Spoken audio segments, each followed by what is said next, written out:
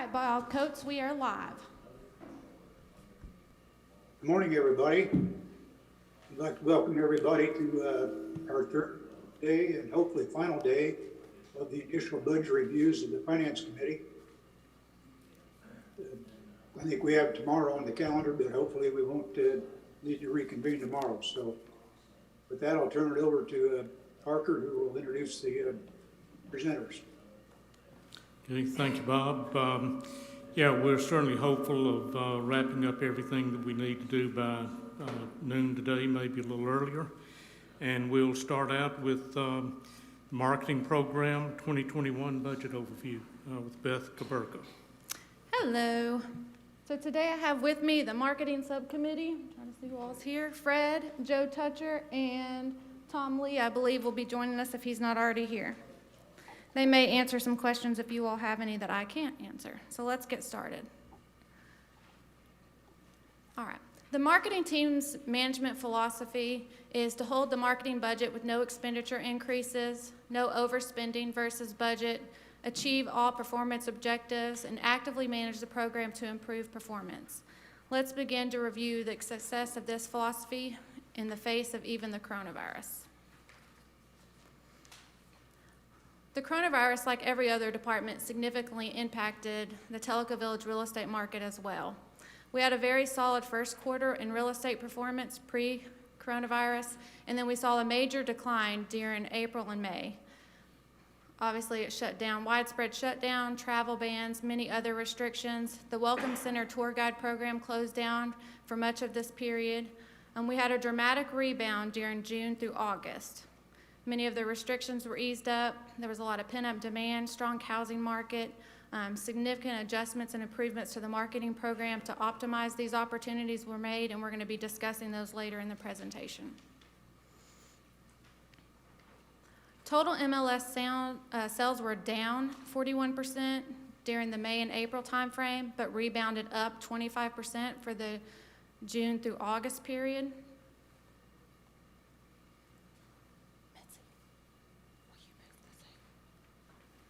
All right, Mitzi's going to adjust the screen for us. Normally, that's my job.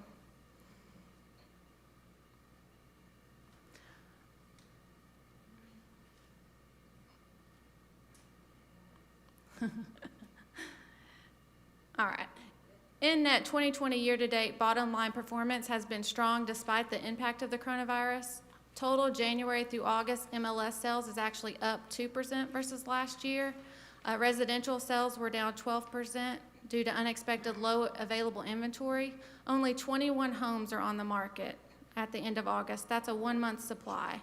Homes are selling very quickly, most of the time even as soon as they hit the market or before they technically hit the market. Lot sales are up 27%, unprecedented demand. Prospects are having to purchase lots and build because they can't find available homes that they like. Sales from the marketing program leads are up 23% versus last year. Residential sales are up 12, lot sales are up 39. Marketing program sales now represent a significant major 71% of total Telico Village real estate sales.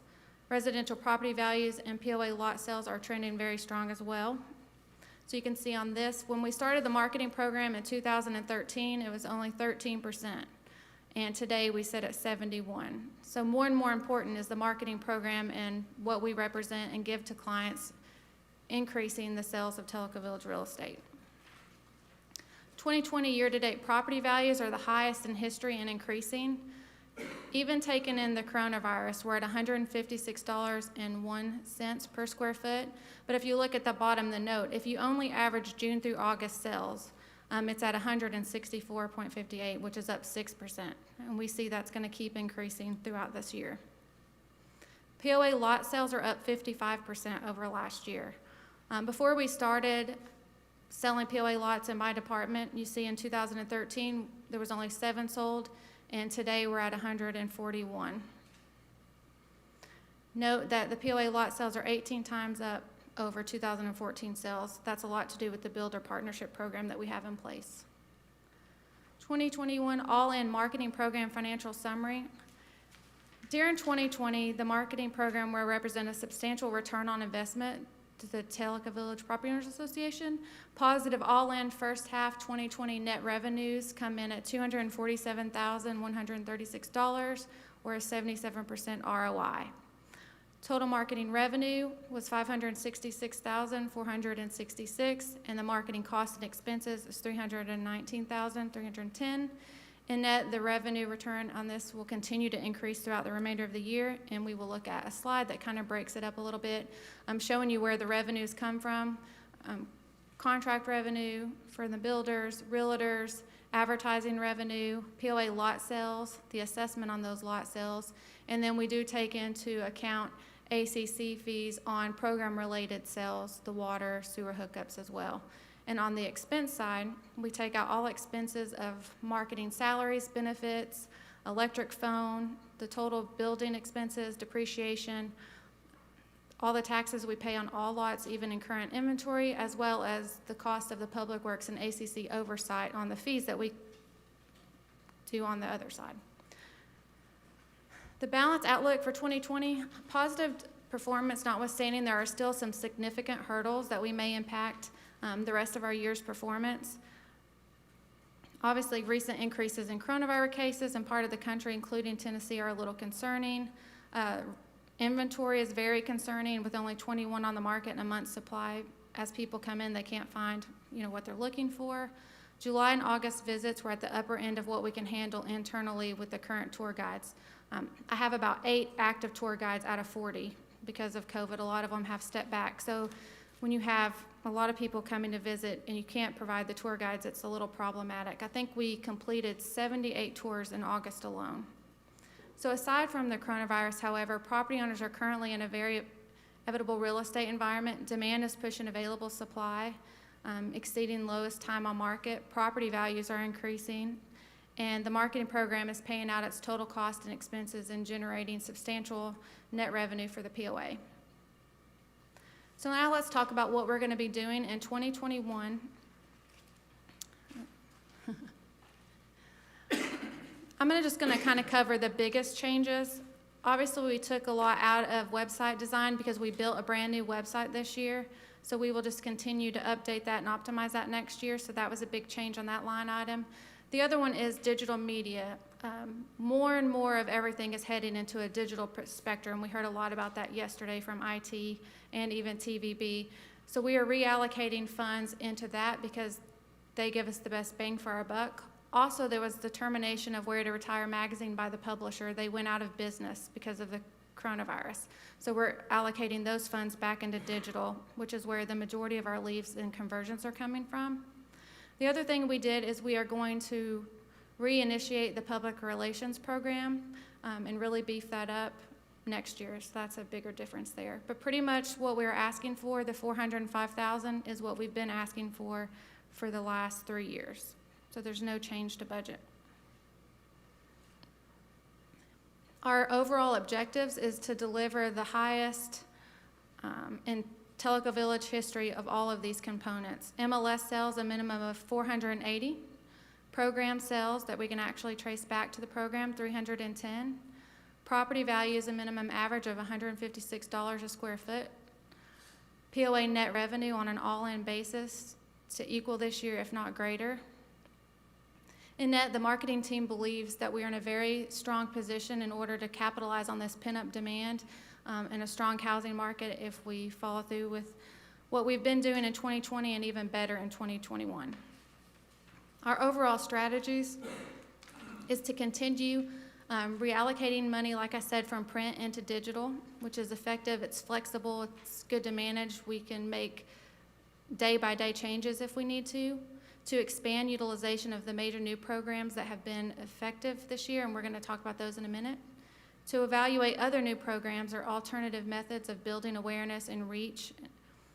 To continue to monitor on a week-to-week basis is very handy. We have a new dashboard that allows us more control of that, and to continue to actively manage the program. Some of our plans in the programs that will help bottom line performance. This growth will be supported by new marketing initiatives that are currently in 3 stages of development. We have new programs that have already been proven successful that we continue to expand into next year. We have new programs that are being evaluated currently in marketing as we sit here today, and based on the results of that, we will decide if we're going to do those in 2021. And then we have new marketing initiatives that are being evaluated currently that we haven't done yet to try in 2021 based on some research in other industries. Our new website that we launched this year has made a very positive impact on where we stand today in light of the coronavirus. Combined with optimal digital support allowing for this new platform, it resulted in a substantial increase in web visits and conversions during the period from when it launched, which was June 15 through August, which are the numbers that we're reporting today. Website visits were up 91% versus the previous period and up 61% versus a year ago. Website conversions were up 84% and then up 38% versus a year ago. Some of the major reason for improvement for June to August performance will be fundamental to satisfying our 2021 objectives to continue to push people to that website. We have a database email program that we did as a test this year. We sent out in late June to 18,100 qualified leads that were generated from 2016 to 2020. We wanted to re-energize these leads and go back into the database and see if we couldn't generate some new awareness, and it was very, very successful. We had open rates of 42.6% and click-through rates of 19.8%, which is far above other real estate industry averages. A significant contributor to June through August website visits and conversions. We saw 66 new conversions from just that email blast alone. We plan to extend this into 2021. We were going to do more in 2020, but like I mentioned earlier, without having enough tour guides, we don't want to increase and drive more people to come in on a discovery tour that we can't handle because we're already getting enough requests currently, unless anybody wants to be a tour guide. Now, if everybody in this room will volunteer to be a tour guide, I think I could go ahead and do another e-blast. Some other supporting programs that we have 3 additional new programs that are being evaluated in market. One of those is called a Google Display Network, and those are the little ads that follow you around the website based on your search pattern. We have paid social programs that we're looking at. We currently have 1 in play right now, and also YouTube advertising. Those are the lovely little ads that play before you get to watch the video you're trying to watch. So we are trying that currently, and we'll be reporting on that later in the year. Also, like I mentioned, a refocus on our public relations program will be launched next year, and that big emphasis will be on identifying and establishing new relationships with key active adult industry media, reaching out to influencer bloggers that are in our industry, major publications like Money Magazine, Wall Street Journal, and evaluating of the social media platform and how we can develop that with a public relations strategy is in the works. Some potential factors that could limit our performance in 2021, obviously, the coronavirus. There's a lot still to be known about that. Will there be a vaccine? Will quantities be available? Will people take it? Will it cause a shutdown again or not? So there is a lot of unknowns, but what we can tell you is no matter what happens, that we are ready to make changes as needed, just like we have this year, to rebound effectively in 2021. Some other factors that could influence our performance would be the current supply of homes that are on the market. Will the outcome of the 2020 election result in lasting negative effects? We don't know. And what kind of economy recovery will ultimately take shape? We have so many new letters: V-shaped, U-shaped, W-shaped, L-shaped, and a new K-shaped. Not for Caberca. Overall conclusions. As discussed during the marketing's June and August board updates, our primary goal during this unprecedented period of the coronavirus is to place Telico Village in the strongest possible competitive position on both a long and short-term basis. Recent performance trends combined with new programs that we have in place and planned for 2021, we appear to reasonably guarantee these objectives. Assuming approval of the budget and recommendations, the marketing team anticipates historical strong Telico Village real estate performance during 2021. In worst case, if Telico Village and the rest of the economy are closed down during the 2021 period, because of the coronavirus, we feel like we have the tools at our disposal that we can make mid-course corrections and get us back on track, just like we have proven to do this year. And I think that is my last slide, and I will open it to questions. None? Awesome, thank you. No, I'm just kidding. Hey Beth, I have a question, just more related to the market than to the budget. Building costs are skyrocketing right now for the folks who are in construction, and I'm also hearing that builder availability is now, in some cases, pushing even 18 months to start. When people are coming in and looking, is that a negative, or are they just planning that long on the horizon that it's not really stopping them? Most people are just planning and not stopping. Rentals are really important, so it's a great time to buy a rental property, if anybody's interested in that as well. So rentals are good. A lot of people are renting, even in Lenore City, so it's helping the local area, not just Telico Village, as people rent and wait to buy. But a lot of the builders are, you can't even get on their calendar until next summer. Also, the other good thing, though, is we're seeing a lot of new builders come into Telico Village that we've never really had before. They've been big builders in, Louisville, Knoxville, Farragut, and they're starting to come into the area, so that should help with the people that are in that process. As far as supply and demand, you're right. Used to, I think you could pick 50 different shingles to put on your house, and the builders are telling me now you have 2 options, black or brown.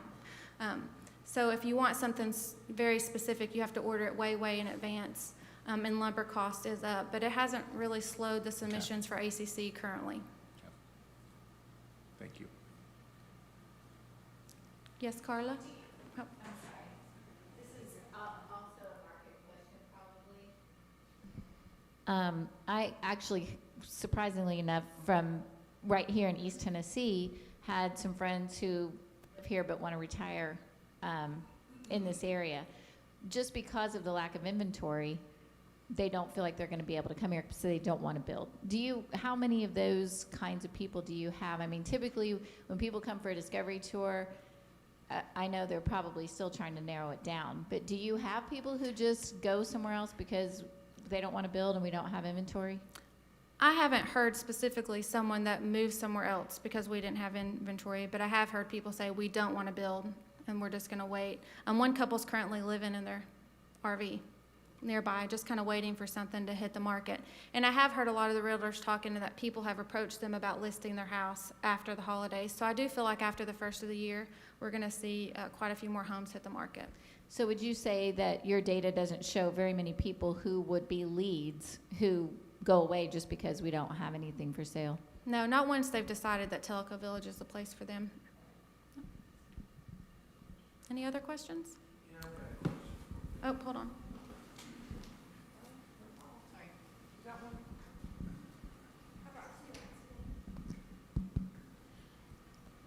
My question is since 14, when we started down this road, you've now sold about 400 lots, POA lots that we had sitting idle in inventory. How many of those have homes on them now? I would say 3/4. So 75% of the 400, 300 of them now have homes. That's 300 less collection problems we ever have to worry about. Mm-hmm. And so, not counting on your graph that 7 that was in 13, your just assessment income alone is close to $650,000 a year, every year. Okay, and that's not ginned up in these numbers that you've got on the revenue cost sheet here. How much? What are the revenue do we call? On the revenue, we do take into consideration some of the assessment. Yeah, on this sheet you show Yeah. 242, but if I take the total, Yeah, just for this year, right? before we had a marketing program, we sold virtually no lots at all. Right. So the almost 400 lots gen around $660,000 a year in revenue. Yes. Okay. Hey Beth, your marketing program, since I work with you to kind of recognize the revenue every month, and I see all the bank deposit tickets, obviously your collections on those programs are going very well. What are you hearing from like Cook Brothers and some of the realtors in the area? Obviously there's a backlog, but I think a lot of the builders already have their funnel filled for next year, correct? Mm-hmm. So do they see enough value in the program then to, I know most of them sign up and pay the whole year in advance. Mm-hmm. Do you see that happening again for 2021? Yes, because they look at it as an advertising long-term investment.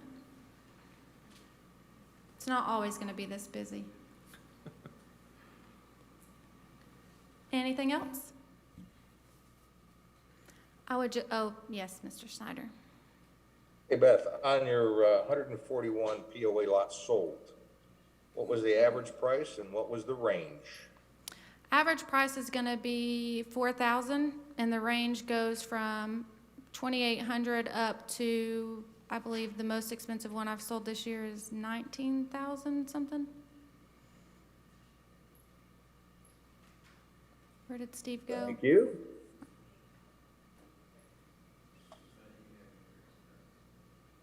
And rates are increasing. Well, they have increased and are increasing.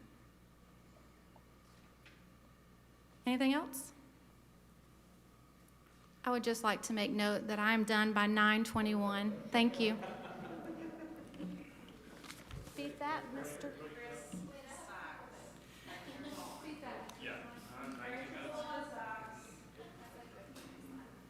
Okay, Beth, great job at both the presentation and the time frame. That was wonderful. Okay, next up, we're getting set for Telico Village Golf. Chris Sykes will be leading that discussion, and he's brought some of his friends with him.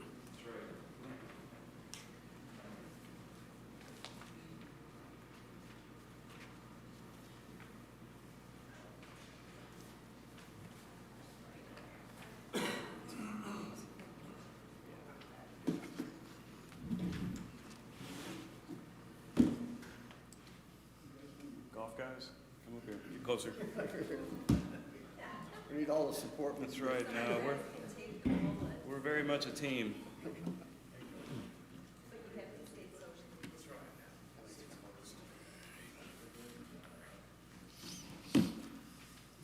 All right, we ready?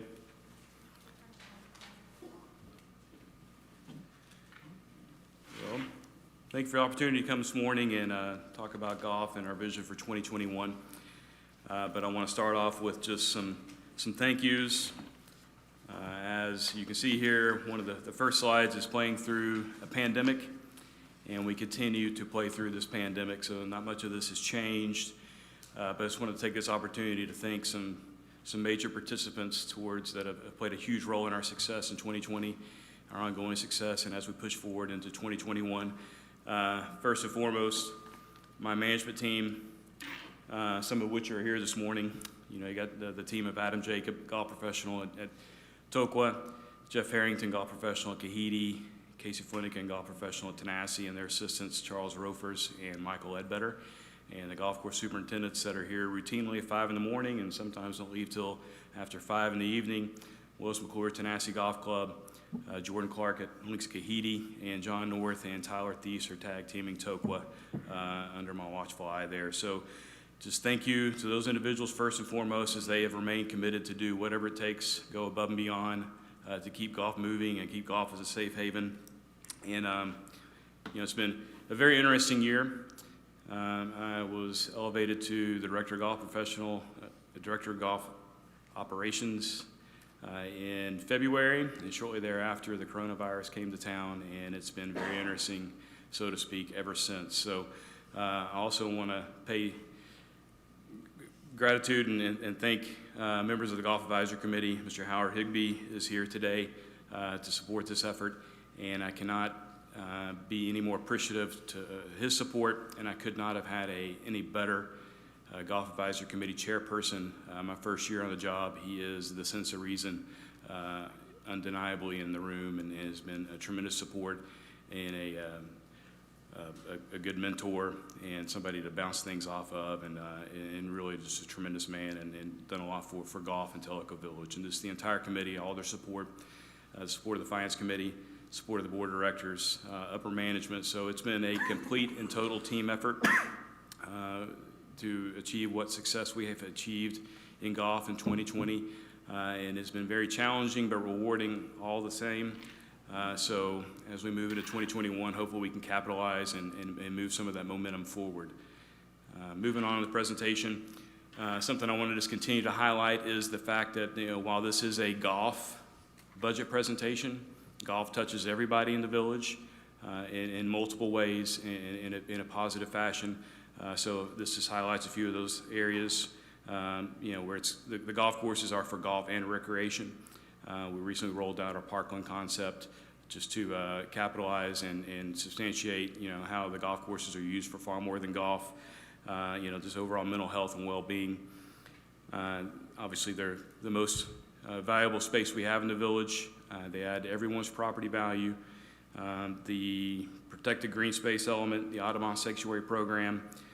The golf courses also take care of numerous areas of common properties throughout the village, the clubhouse facilities, the tennis courts at Kahidi, and so on and so forth. So we touch you in a number of different ways. The golf courses also serve as a drainage system for the neighborhoods. And we are running the golf pro shops and gift shops, which now all the proceeds go back to the POA. So the team has had a tremendous season launching that program and getting it going, and look forward to keep moving it forward. So just to highlight some of that, again, more than just a golf course, has the most beautiful protected green space in the village, the Parkour Environment, that concept, which we rolled out recently, and this is just a summary of that, how we can, the Parkland hours of operation and how the golf course can be utilized for more than golf. All right, so moving into this presentation. So again, this is just a article with some summary items that I've highlighted with respect to what we can anticipate for 2021. 2020 has been unique, as we all know, and the pandemic in a roundabout way has been a positive for golf at all levels. The PGA Tour included, golf rounds across the country are up, some places more than others, and we are a microcosm of that, and actually maybe even a greater benefactor of that just because of our demographic and the captive audience that we've had. So if you look in the second paragraph here, it talks about, how do we get to this point? There's no question the leading driver of golf's nationwide surge is less resource competition, which we all know. Fewer commitments, fewer trips, fewer available activities, and fewer ways to spend disposable income. There have been a whole lot of factors, favorable weather, and so on and so forth. So taking all that into consideration, how do you forecast for 2021? So 2020 is really an anomaly. We're very grateful for that. It beats the heck out of the alternative. But for that to occur in 2021 is a little unrealistic, so we try to take all those factors into consideration. So 2020, we're breaking records. We've shifted the golf calendar. Our major events have all been moved into the fall season. We just concluded our member this past weekend, which was another rousing success. Great job by the team. And we've got the Patriot Golf Day tomorrow, a golf marathon at Kahidi. We're going to make use of the Finn scooters and try to raise some money for the Folds of Honor Foundation. We'll have a live remote as well, so it'll be an exciting day out there at Kahidi. And then we have our member guest tournament the third week in October. So we're not out of the woods yet. Rounds are still really busy. Anytime weather's not an issue. So tee sheets are packed, and it should be a strong conclusion to an incredible golf season. So moving forward, forecasting. So we spent a lot of time working on these forecast numbers. So, you just look at this at a high level. The budget rounds for 2020 were 71,907. So if you go down and look at the historical perspective, the average of the last 5 years is 71,740 rounds. So it seems like a responsible budget number. And you take in consideration the historical information and then what's going on this year. So this year we're forecasting right at 90,000 total rounds, 79,000 member rounds and a little over 10,000 guest rounds. So the pandemic uptick of rounds, again, because golf is safe, you can get out, play outdoors, it's a game of social distancing, and it's been one of the few things that people feel like they can get out and enjoy the beauty that is Telico Village and do so safely. So we've benefited from that. So you try to take all that consideration, you dig into the data a little bit. So we made some assumptions, obviously, that we built into our forecast and our budget for 2021. So it's aggressive. It's not 2020, but it's aggressive, but it's something that we think is tangible. So it's 2,600 rounds, 2,800 rounds rather, over our high water mark, which was 2019. So we're anticipating a rebound effect that we've taken into consideration with forecasting our rounds for 2021 that rolls into our overall budget. So we're taking an aggressive approach. We think 2021 is going to be a strong year. How it's going to play out, I don't know. You know, when are we going to get on the backside of the coronavirus and that pandemic uptick? Who knows? So it may be a continuation of what's going on now, and limited programs may continue to go through the roof. But, you know, if they don't, well, we can, you know, kind of offset that a little bit with some guest rounds. So considering what information we have, the historical information, what's gone on this year, and some sort of rebound effect, this is what we've put together for 2021. We feel good about it. We feel like it's tangible. It's aggressive. Obviously, it would be the most rounds that we've done outside of a pandemic year in a long, long time, and maybe in decades. But we feel like it's tangible, and we're going to drive our programs towards that, pandemic or no pandemic. So we're looking at 67,000 member rounds, 10,000, almost 11,000 guest rounds next year for a total of 78,105. Moving on, we'll get into some golf race strategies. So we've spent quite a bit of time on this, and again, it's a team effort. So this is just some data points before we roll into what we're suggesting for 2021, and we feel really good about all this information. So just an update, and again, 2020 is an anomaly.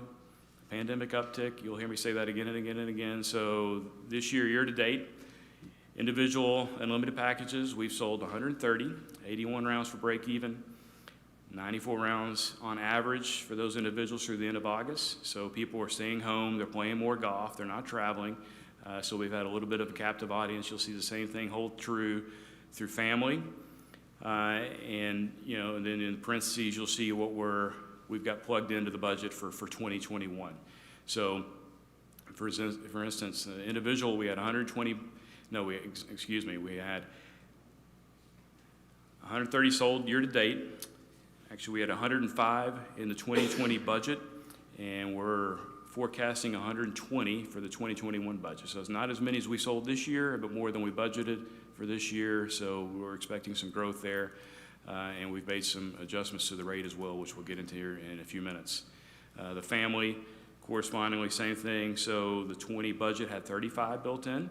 We've sold 51 year to date, and we budgeted for a little bit of an increase over budget to 40. So again, we expect to grow those programs, but not to the level of 2020. You know, pandemic uptick and then some rebound effect. So we're forecasting responsibly. All right. So the biggest opportunity, the two biggest opportunities we saw were obviously what we're calling the After 2 Unlimited, which we're going to reinvent, and our practice facility, our driving range. So we spent a lot of time working on those specific programs. So the After 2 program, again, those folks have gotten a tremendous value this year and really knocked it out of the park with respect to that value.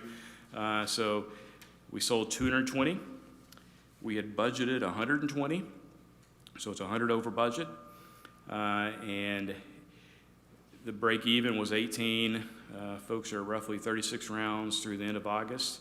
In 19, there were 33 rounds, so it's been a tremendous value the past 2 years. But again, the program has done what it was meant to do, fill a need period. So we're working to reinvent it and tweak it to where it'll do even more for us and do a better job for us filling those need periods. So just to kind of summarize how we got to those rounds, you know, again, we had a golf rate workshop. So we got the golf management team, the golf advisory committee, and our board liaison together and had some lively discussions about rate programming for next year, especially those greatest opportunities, the After 2, which we're looking to reinvent, our driving range packages, and then our other unlimited packages. So that's where we focus our attention. So just to summarize those efforts, you know, to kind of lead into their rate workshop, which is, I don't know if we'd ever had one of those before, but it was very productive and something we'll continue to do. So, you know, what we identified was the After 2 program accomplished its goal in filling our largest historic need period, but it's proven to be too good of a value, as everybody knows. We don't want to get rid of this program, but want to reinvent it to further maximize the impact and value to all parties. It is in the interest of all parties to rebrand as a Twilight program where we start times at varying access points across the calendar. This will add value to the Twilight program, and this is how we got to this recommendation. We looked at a couple different avenues. in how we got at that price point. So in summary, the highlights to our rate adjustments and recommendations for 2021, the base rates will go up at a rounded approximate value of 2% for inflation. The Twilight Unlimited program, formerly called the After Two program, will go from $500 to $525, so it's basically flat, but it's green fee only. And then they'll pay the Twilight cart rate as they go, which will be paid separately upon each use.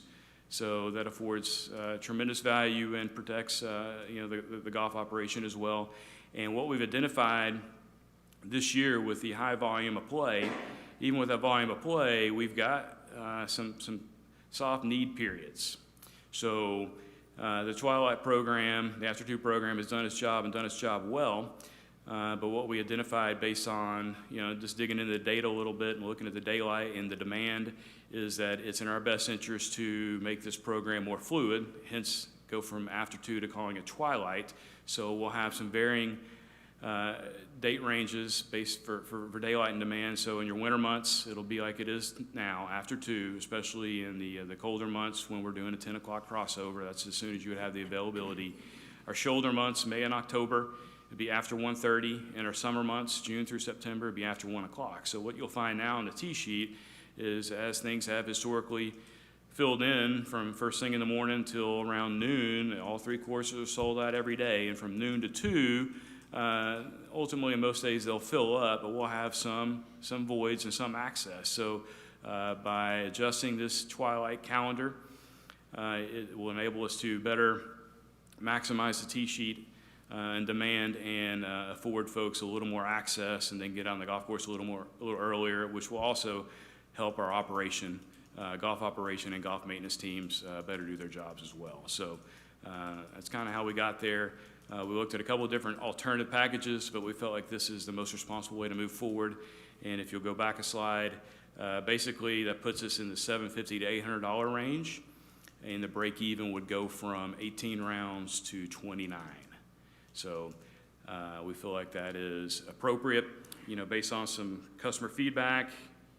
We felt like the $750 to $800 range is where we needed to land for the Twilight package, where we would still maximize and fill those need periods and not run too many people off. So, the feedback is, we have about as many people that are like, hey, this is still a tremendous value, as we do people that are claiming that they won't participate.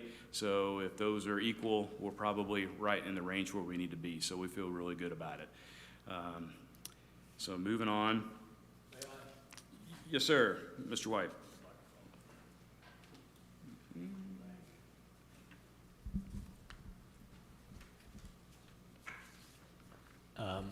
Just for my information, I agree with everything that you got on here. No issues at all, and I'm glad to see that you're taking advantage of the time differential, because having followed up on this After Two, we being a thrifty community have figured out if I don't play between 1 and 2, I can get a huge discount 30 minutes later. So yeah. Yes, sir, you're correct. That's a good idea.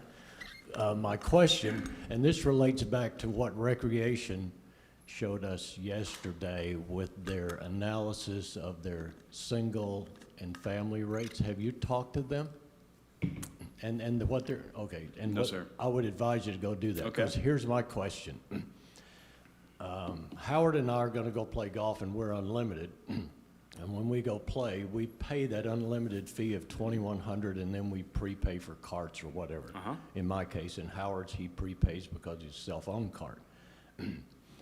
When Alice goes and plays, if she signs up for unlimited, then she is going to pay half of what I pay and occupy the same number of rounds and the same space on the golf course for a year.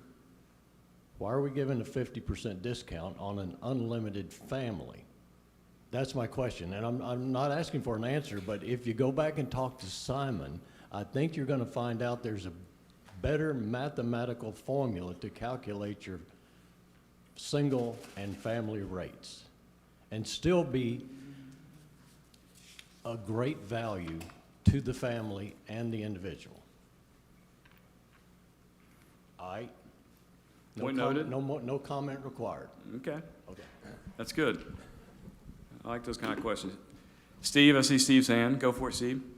Chris, I'm gonna wait till you finish to go into my questions and comments, but one of them is gonna deal with your calculation of break-even rounds as inaccurate, as we've discussed before, but I'll wait till later to cover all that. All right, it depends on how you look at it, yes, sir. So, moving forward, Hang on, Oh, just a second. here we go. Carla, I go know, for it. Yes, Chris, sir. you know how I feel about this because I've already told Sure. you, but I strongly disagree with this pricing for the afternoon unlimited. One of the things that I think is, I mean, I would say at the crux of the matter is you've taken something very, very simple and made it very complicated. And not just for the golfer, but also for the golf shop employees. Mm-hmm. And so when you have 5 changes throughout the year for tee times, I can tell you right now what's going to happen in our golf shop when people come in to check in and their tee time is not included in their unlimited package because they're confused about which month is which tee time. So I just think that that's going to create some problems that will be a mess, honestly. And secondly, I would, as part of our goal for the board, it is to serve an expanding demographic here at Telico Village. We don't really even have the luxury of a shifting demographic. We have an expanding demographic. And one area that is expanding rapidly is in families where one or more people are still working full-time. Many of those people take advantage of this, what you're going to be calling the Twilight Unlimited package. Many of them are not able to go out and golf until after 5 or 6 p.m. Most of the year, the golf shop is closed at the latest by 6 p.m. So they're able to purchase an unlimited package that includes their golf and their cart, and they don't feel bad to go out and golf at 6:30 and play 4, 5, 6, however many holes they can get in. That's a great service to that demographic. And we're taking that service away if they have to pay their cart as they go. So while you and I have gone back and forth on this a little bit via email, and I've talked to some of your advisory committee members as well, I would compromise to say it would be very nice if I agree that the pricing was wrong. I told you it should raise by at least 50%, which gets you to your $750 or $800 number, right? And there are ways to get to that. If you offered unlimited cart with that at $275, that gets you to your $800 number. And then they can buy it separately if they want to. I mean, I think you could probably charge $300 for it, which would, at the number of members you had this year, bring in $66,000 worth of revenue. And when you do the math as to the rounds, we honestly don't have perfect data because the golf shop employees were trained to check everybody in after 2 as an 18-hole round, even if they were checking in at 5:55 and playing 9 holes. So I don't think we have actually very, accurate data to know how many rounds were actually played. But I mean, if doing that math, they would need, well, if you have 36 rounds through the end of August, that's an average of 4.5 rounds a month. So you would have 54 rounds by the end of the year, okay? So that said, you would have to have at the daily POA, well, you would have to have, 60 rounds to collect that same amount of money. So I think that you run the risk of not collecting your $275 to $300, but by not offering that option. So I would just encourage you to think about adding that as an option. And then that allows people who, like I said, work and go out, and they might go have dinner at the pub and want to play their way home 3 holes. I don't know anybody who does that.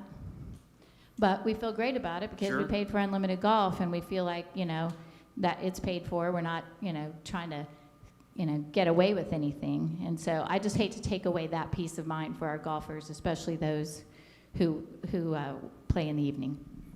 Thank you, Carla. We'll look into that. All right, so moving on. Just to backtrack a little bit, we evaluated multiple Twilight scenarios, and this is the one we landed on. And we did retain the unlimited cart packages for our unlimited players. So, maybe it does make the most sense to offer something similar to that for our twilight packages. So we'll look into that and talk about that as a committee as well. So the other big opportunity we identified was just the driving range. And really, it's a missed opportunity to further capitalize on that amenity, which I would argue is the busiest amenity in all of Telico Village. We know that it's undersized, and we need to have some plans for how to expand that opportunity with respect to, you know, the younger demographic as they move in. It's becoming more of a game of practice. Those folks that still work, as Carla mentioned, may only go play a few holes or may just go beat around some golf balls. So the golf driving range utilization is going up. We only have one in the primary village, so we're going to start working on some plans for how to improve that. So taking all that consideration with our driving range, in addition to doing some benchmarking and identifying that we are the cheapest game around, a little bit underpriced, we're moving to $6 a bucket, and we're adjusting the limited range programming accordingly. And we're hopeful that we can parlay these additional revenues in some sort of amenity reserve as we have big plans for improving the overall golf practice facility at Tokwa. So you'll see that in the capital items as well, where we need to do some planning in that regard. So moving on down, the unlimited programs, again, we had a lot of dialogue about those and how to best adjust those, and we felt like they were priced pretty appropriately. But we decided, again, you know, tying it in with the driving range and the need to make some adjustments to the unlimited packages, the pricing there as to remove the free range. So as a compromise of sorts and how we felt the best move forward, the unlimited packages, we're going to afford the people that get the unlimited golf packages, they're not going to have free range balls anymore. They're going to have the opportunity to buy the unlimited range packages separately at 50%. So the unlimited range individual is going up to $450. So if you're an unlimited member individual, you don't get the free range, but if you want to buy unlimited range balls, similar to what you've had in the past, you can do so at an additional $225, which in essence raises the individual unlimited to a point where the break-even value goes up by about 8 rounds. And similarly with the unlimited family, the same thing occurs there, where we feel like that was the best way to move those programs forward. And no longer just give away the driving range, because the driving range is such demand. It takes a tremendous effort to maintain it at a high level, and we know we need to make a bunch of improvements there to best set ourselves up for long-term success. Pat, go for it. And this is not new. Those of us who've been around prior to, I guess it's about 2010, 2011, 12, something like that, we used to pay for range anyway. And because housing recession, people couldn't sell, people weren't moving in, number of rounds dropped, number of home sales were dropping, to get the revenue back up, to get the unlimited fees up, which were at that point the highest number of golfers in Telico Village. To keep that program going, as I recall, we implemented that free range. And I agree, it's about time we went back to the other way. Thank you, Pat. Howard, do you want to comment on that? No? All right. All right, moving on. So we'll get into, again, this is just our schedule of fees that we produce each year. This is how it would roll up. You know, we've covered the highlights, so this is in essence a 2% increase. And with some rounded values just for the sake of the transaction.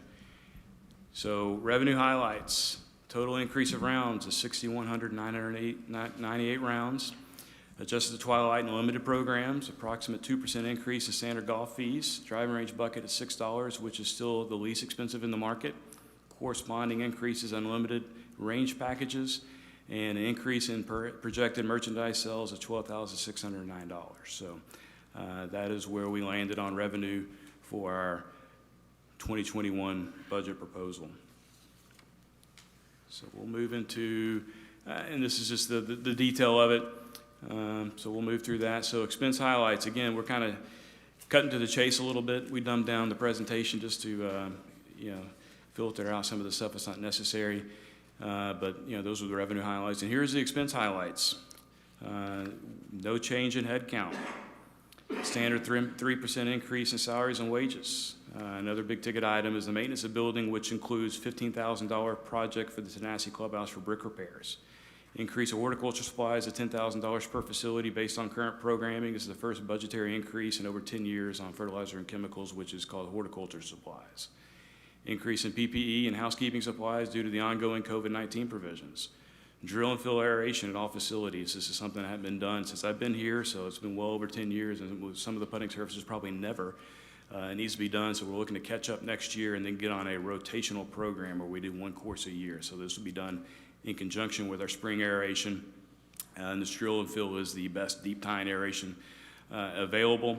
And basically, in essence, what you do is they drill a hole 1 inch in diameter, 8 inches deep, and backfill it with clean sand that gets all the way down to our virgin mix and will help better prepare our greens and sustain our greens. Because again, you know, the USGA would tell you that you need to rebuild greens on a certain schedule. That, you know, every 15 years or so you need to be thinking about rebuilding our greens. We're not going to proceed under that program, so we're looking to continue to do what we can on the top to best manage our putting surfaces and set them up for long-term success. This is something that we need to do, that we need to play catch-up on, the drill and fill aeration. The COVID direct expenses, additional cleaning staff, and the cleaning supplies. This is just based off what we've been doing. And again, you know, we built it into the budget for 2021 because who knows when these provisions will no longer be necessary. So we're anticipating and assuming that they will continue to be necessary. So basically, we run a swing individual at each of the golf shops to help us disinfect and flip golf carts. It's a little more challenging than in the past, so we've had to steal a little bit from our range ring. But you know, just in an effort to get it done, and this is what we've been averaging with respect to the necessary supplies to take care of all those responsibilities related to COVID and keeping our facilities safe. So this is the summary comparison with respect to expenses year over year. You've all got this information, and again, we just went over the highlights. So if we have any questions, we can get into that. So some of the things not taken into consideration are some catastrophic failures related to our golf course infrastructure, the equipment to support our facilities, or the golf course itself. So some examples are a winter kill winter injury, which we've had a number of seasons since I've been here. The last two we have not. We've had relatively mild winters. Irrigation system, it's a very expensive and elaborate part of our infrastructure. So you never know when you're going to have some sort of catastrophic failure there with respect to what's in the ground or our pump stations. We've experienced some of those in the past, most notably at Telico, where we had a sinkhole develop underneath our pump station. And then we had to, you know, slip line our intake line. So we should be in pretty good shape, but you never know what might happen. So we want to make sure that we identify those items as potential catastrophic issues that could come up that are unbudgeted. Another example of our infrastructure are some drainage culverts. An example is Tokwa Hole 1. There's a culvert that goes across the entire fairway, and some years back we repaired a section of it, and it's held since then because we had some sinkholes develop.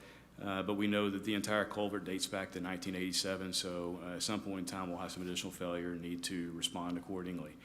Another area that can get quite expensive is excessive course homeowner tree work, especially at Tokwa surrounding.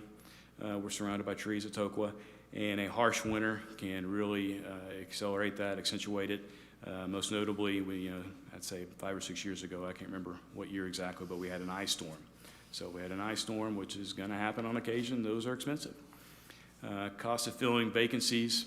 Again, it's a constant challenge. It's not just unique to Telico Village or Telico Village Golf. It's an industry-wide challenge of filling our staff. So COVID's complicated that.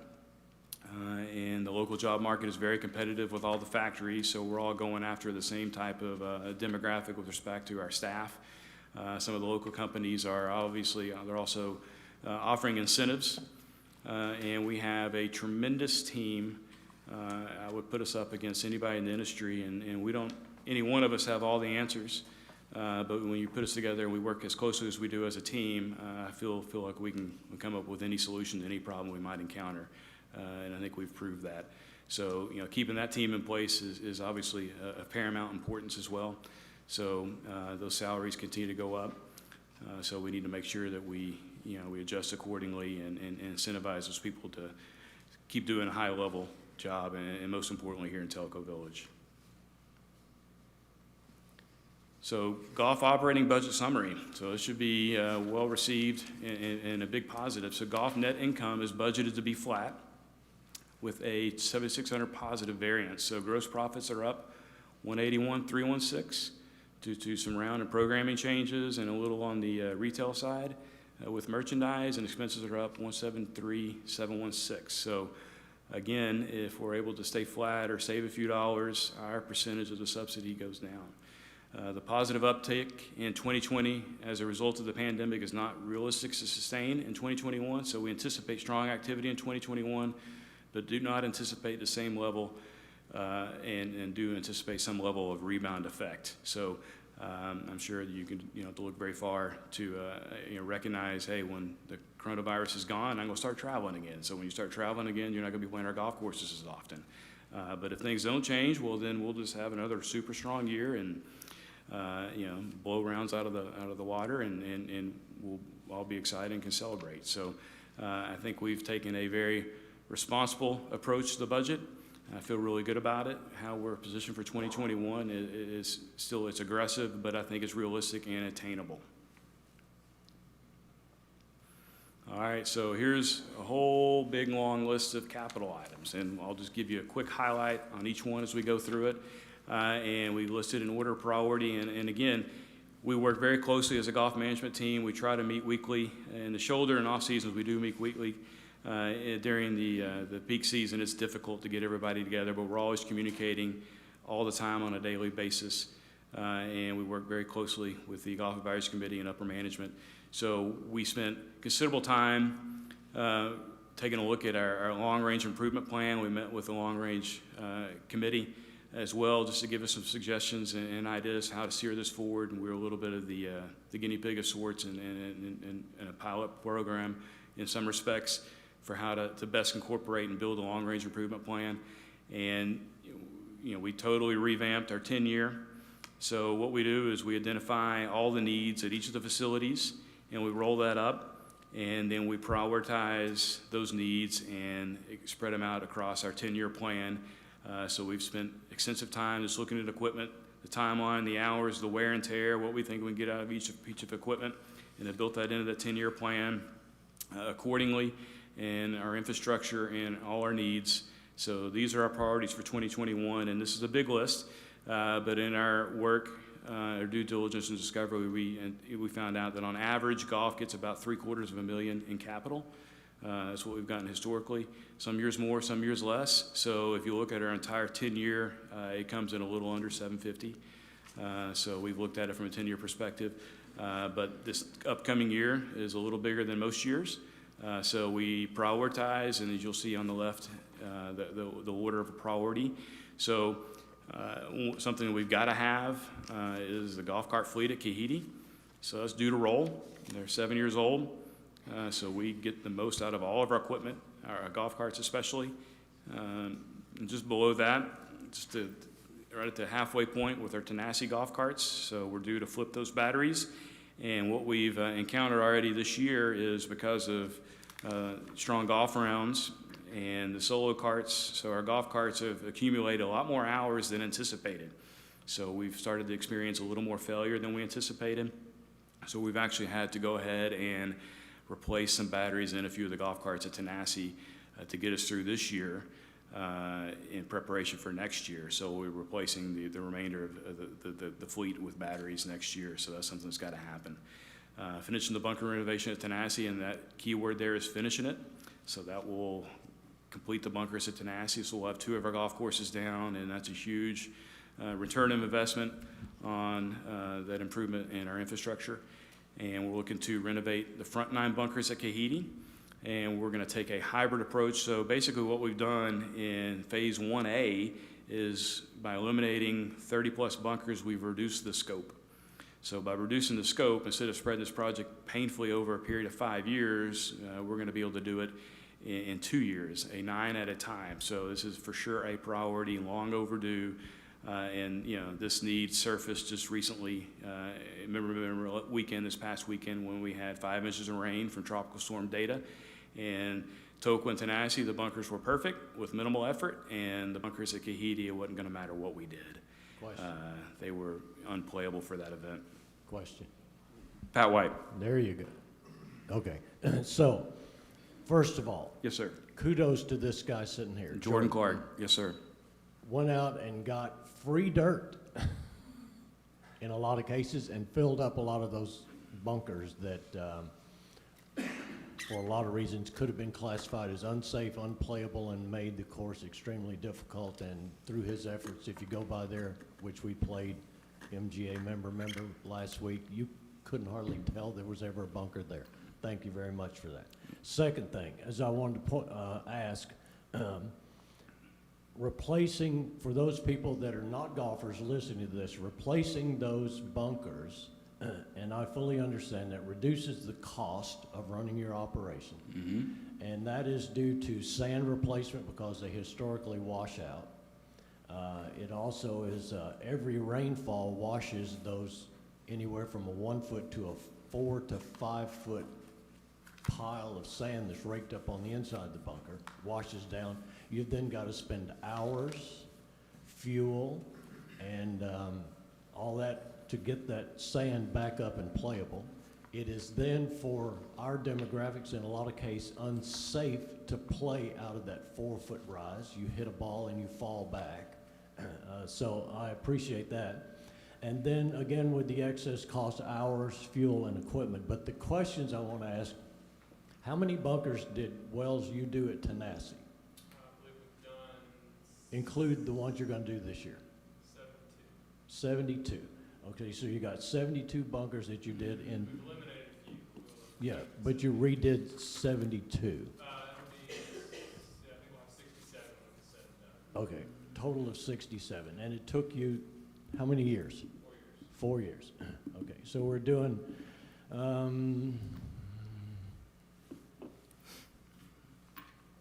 somewhere around 18, 17 a year.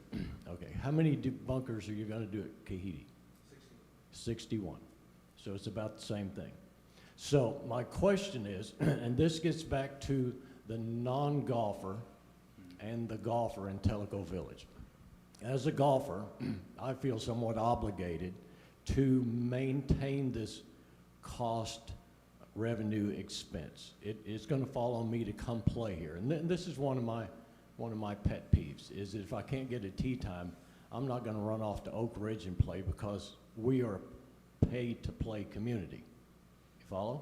So if I run off somewhere and play, then I'm actually contributing to the subsidy in Telico Village because I generated revenue somewhere else. So that's another. But if I am not a golfer, then I would expect the golf community, with the pay to play increasing rounds to increase revenue, to also control expenses, to not keep this ratio of subsidy and revenue coming in, to continue the same ratio as you go forward. So what was it, year before last, it was 1.8 million subsidy, I believe. Is that pretty close? Finance committee. It was somewhere around 1.8 million. Yes, okay, so that's generally in that area. So my thought is that for the golfing community, we should be keeping that as low as we possibly can. And in this case, we're going to take $250,000 to renovate 9 bunkers at Kahidi, and we're going to do it in a 2-year project, which we just did the same thing with approximately the same number at Tennessee in a 4-year project. It's, the projects are not that similar. The bunkers at Tennessee, for the most part, diverted water and were appropriate for our demographic and our clientele, and the bunkers at Kahidi are not. I understand. They're far more messed up. I understand. And but require I'm a lot looking, more work, and it's 9 holes of bunkers. Yeah, what I'm looking at is the $250,000 that we're going to take into golf and continue that ratio, however you want to call that. You're going to have to help me out here, Kevin. But we're going to continue that swing of expenses to the property owners of $250,000 when I'm looking at the COVID-19, the other issues involved with golf. Is it going to continue, and divide that instead by 2 divided by 4? Just a point.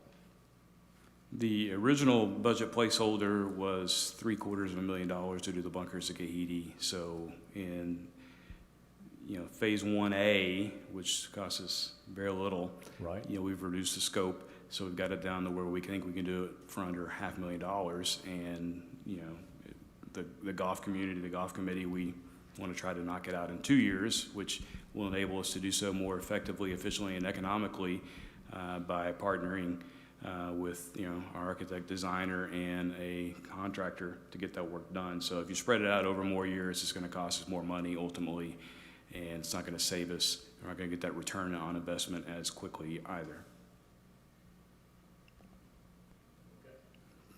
Good deal. All right. So, Can I make a comment? yes, sir. I'd love for you to. Here's the. Use this. He's got it. This is why Howard's here. We've done a lot of discussion about the Kahidi bunkers over the years. A project that's gotten delayed and delayed and delayed because it just didn't fit into the overall capital expenses that we could justify doing for golf. In my opinion, and this is for the POA board, you are going to eventually, if not already, have some kind of a lawsuit when somebody steps out of one of those bunkers and falls down. I know several people have done that. They are totally unsafe for our age group to be playing in. They need to be taken care of, and they need to be taken care of expeditiously, I should say, in a 2-year project, not a 5-year project, because they've kept getting delayed and delayed. Now is the time to address this. Get this fixed and get it done. And we've got a great plan to do so, and actually Bill Bergen will be here next week working on further developing those plans. And the 2-year program, the $250K per 9 approach, how we're going to be able to get there is it's going to be a hybrid effort where we contract a local shaper that we develop a relationship with under the architect's oversight, and he'll do the earthwork, which is going to be required at every bunker. And again, that's different than Tenassi, because it's absolutely going to be necessary. Those bunkers need to be reconfigured and redesigned for a multitude of reasons, and most, the end result being performance. But the sand and the liner aspects we're going to take on in-house. So that's how we're going to get to that number 250 and do so, and we'll reduce a scope of a project that was estimated to be at over $750,000 down to less than $500,000. So we're looking forward to that. It is undeniably a priority. And if you look at golf as a whole, our number 1 shortcoming and need are the Kahidi bunkers, and then the number 2 shortcoming and need is the practice facility at Tokwa. So that's how we're proceeding, and that's how we built this plan for 2021 and beyond. So next on the... Chris, Yes, sir. before you move on. Yes, sir. One of the things that you just stated was that the renovation of the bunkers at Kahidi would save you in maintenance costs. Yes, sir. Tell me how much that is. We're estimating currently $1,000 a bunker per year. So again, we want to experience that savings until those bunkers are redone. And to quote Jordan Clark, when we go out there and painstakingly repair the existing bunkers, it's similar to polishing a turd. So we go out there and Well, it's... thank you for the colorful, you got it. explanation. There we go, because it's not, I've done it. We used to have to do it at Tokwa. We used to have to do it at Tenassi. We don't have to do either place now. So it's painful. It's demoralizing to the team. You'll do it. You fix the bunkers. You spend 2 painstaking days repairing the bunkers, and you get another washout, and you got to start over. So it's demoralizing. So we're wasting money and going through that entire process to put the bunkers back together in a playable form. they're still not even any good. Okay, so, and how many bunkers did you say were at Kahidi? 61 total, both sides? There used to be how many, Jordan? 92? 93. 61. So we're down to 61. So that's about $61,000 in savings a year in maintenance costs. Eventually, but we'll save some money. Obviously, we'll be able to reallocate more appropriately some of those resources towards things that we have to skimp on when we have to address these major rain events and flood events. But there will be some significant savings for sure. Yeah, I don't have any problem with it. I just wanted to know what the payback's going to be. Yes, sir. Yes, sir. All right, moving on. Cart path replacement at Tenassi. So Wells has worked really hard at identifying all the sections of cart path that need to be replaced. So we have a $40,000 placeholder in for that. So for clarification. Yes, sir. Total cart path replacement. Correct. Sections. The sections that have failed. So we're digging those out and we're replacing those sections because to replace the entire cart paths in total at Tenassi would be, $750,000 for concrete, I'm sure, or more. But, the overwhelming majority of the cart paths at Tenassi are in excellent condition, but there's some sections that have failed, and a lot of those are tied in with tree roots. So as we're digging those sections out, we're addressing the tree roots. We're trying to set ourselves up for long-term success, similar to what we did at Tokwa, by putting in a barrier system so that we can best manage those replacement sections of cart path moving forward, and we won't have to do it again anytime soon. So we're taking the most responsible approach possible in doing that, and that'll put us in really good shape at Tenassi with our cart paths. Tokwa press facility design. So again, our number 2 need item in golf is expanding our press facility. So we've got a little placeholder in there for our architect to help us start laying out a game plan for that, which will include expanding, the overall practice facility, but also include a building that will ultimately become a site for where we keep a permanent TrackMan or 2 for teaching, fitting, and lessons and so on and so forth. So, we're early in on that. The placeholder I've got long term is $500,000. But again, it depends on, how nice and robust we want it to be and how we can best maximize the piece of property I have to work with. So that's what we're going to work with an architect on, putting together a design for that facility. A smaller item is extending the range pad at Tokwa. So we would have used it this past week after the rains from Beta. But when we go to the artificial surface at Tokwa, it takes us down to 12 spots. So 12 spots is not near enough this time of year to accommodate the demand. So in essence, we're going to double that. So we're going to double the range pad and artificial surface. So we'll be able to accommodate 24 folks in the winter season and those days when it's simply too wet to get on the turf grass. So that $10,000 placeholder is there to do that. The Tokwa Clubhouse parking lot is a cooperative effort. It's going to be oversaw by Public Works. So golf pays for half and F&B pays for the other half. So it's expanding and renovating, redoing the parking lot at Tokwa. Steve, you got a question? Yeah, I just want to make a point on this. On Monday, we had a presentation about food service. Yes, sir. At that time, we were told that the parking lot was going to be a $50,000 investment. So for all my fellow board members, the parking lot is a $100,000 investment, not a $50,000. It just so happens that golf gets allocated 50% of the total. So I would suggest, Kevin and Parker, in the future, when we have projects like this, unless I missed it, we make it very clear what the total cost is and how you plan to allocate it. Because I was under the assumption the parking lot was going to cost $50,000 and now it's $100,000. Does not need a respond. Thank you. Thank you, Steve. All right. We'll move on to mowing equipment.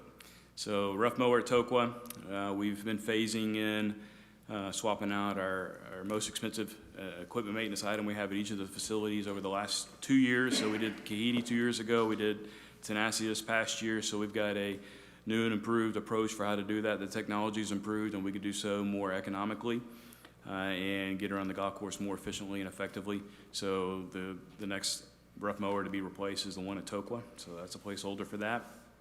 Greens mowers at Tenassi, greens mowers at Kahidi. Second TrackMan unit, Again, since we got the first TrackMan unit, we are approaching $90,000 in club sales. So we would not have been able to sniff that or come anywhere near approaching those volume of sales without our own TrackMan unit and being able to effectively custom fit individuals. So it's more than paid for itself.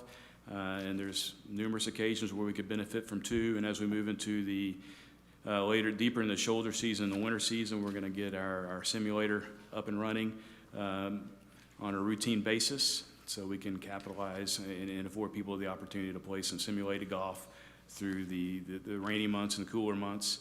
At the Telico Pavilion, we've got it set up where it's plug and play, and we've utilized that for a couple of events here recently, and going to have some preview events for some committee members as well. Carla? Hi, I just wanted to suggest that you give to the board a comprehensive plan for the TrackMan units and the golf simulator and potentially the facility for that.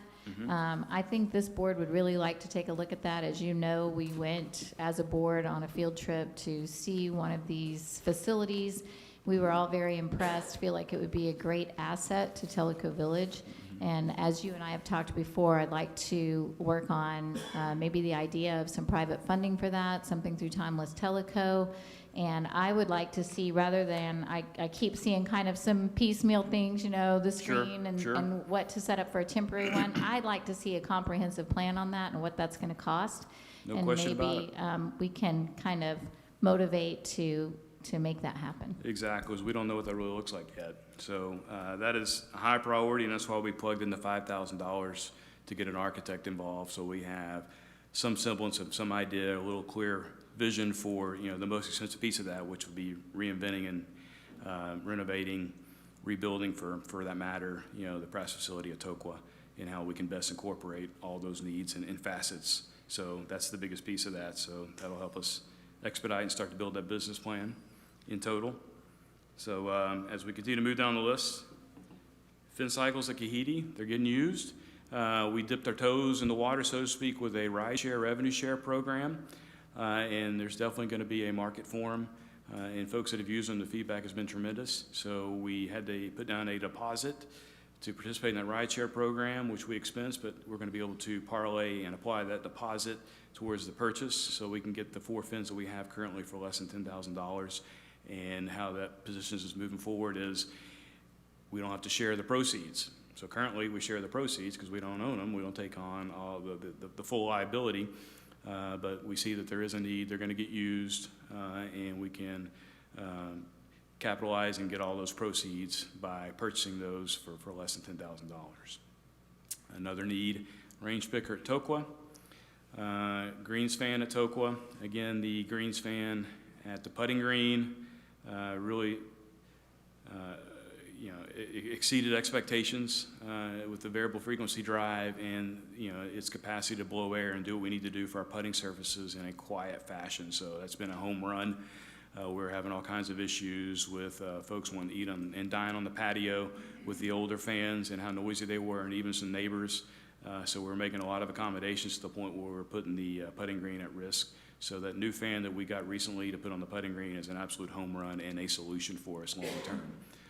And then finally, just some heavy-duty vehicles that we need to replace at Tanasi and Kahiti. So that is the capital piece and the end of my slides and presentations. So again, thank you for the opportunity to share what we have, a little bit on what we've accomplished in 2020 and how we aim to move golf forward in 2021 and beyond. So we're looking forward to it. I'm excited. I think we got a great plan.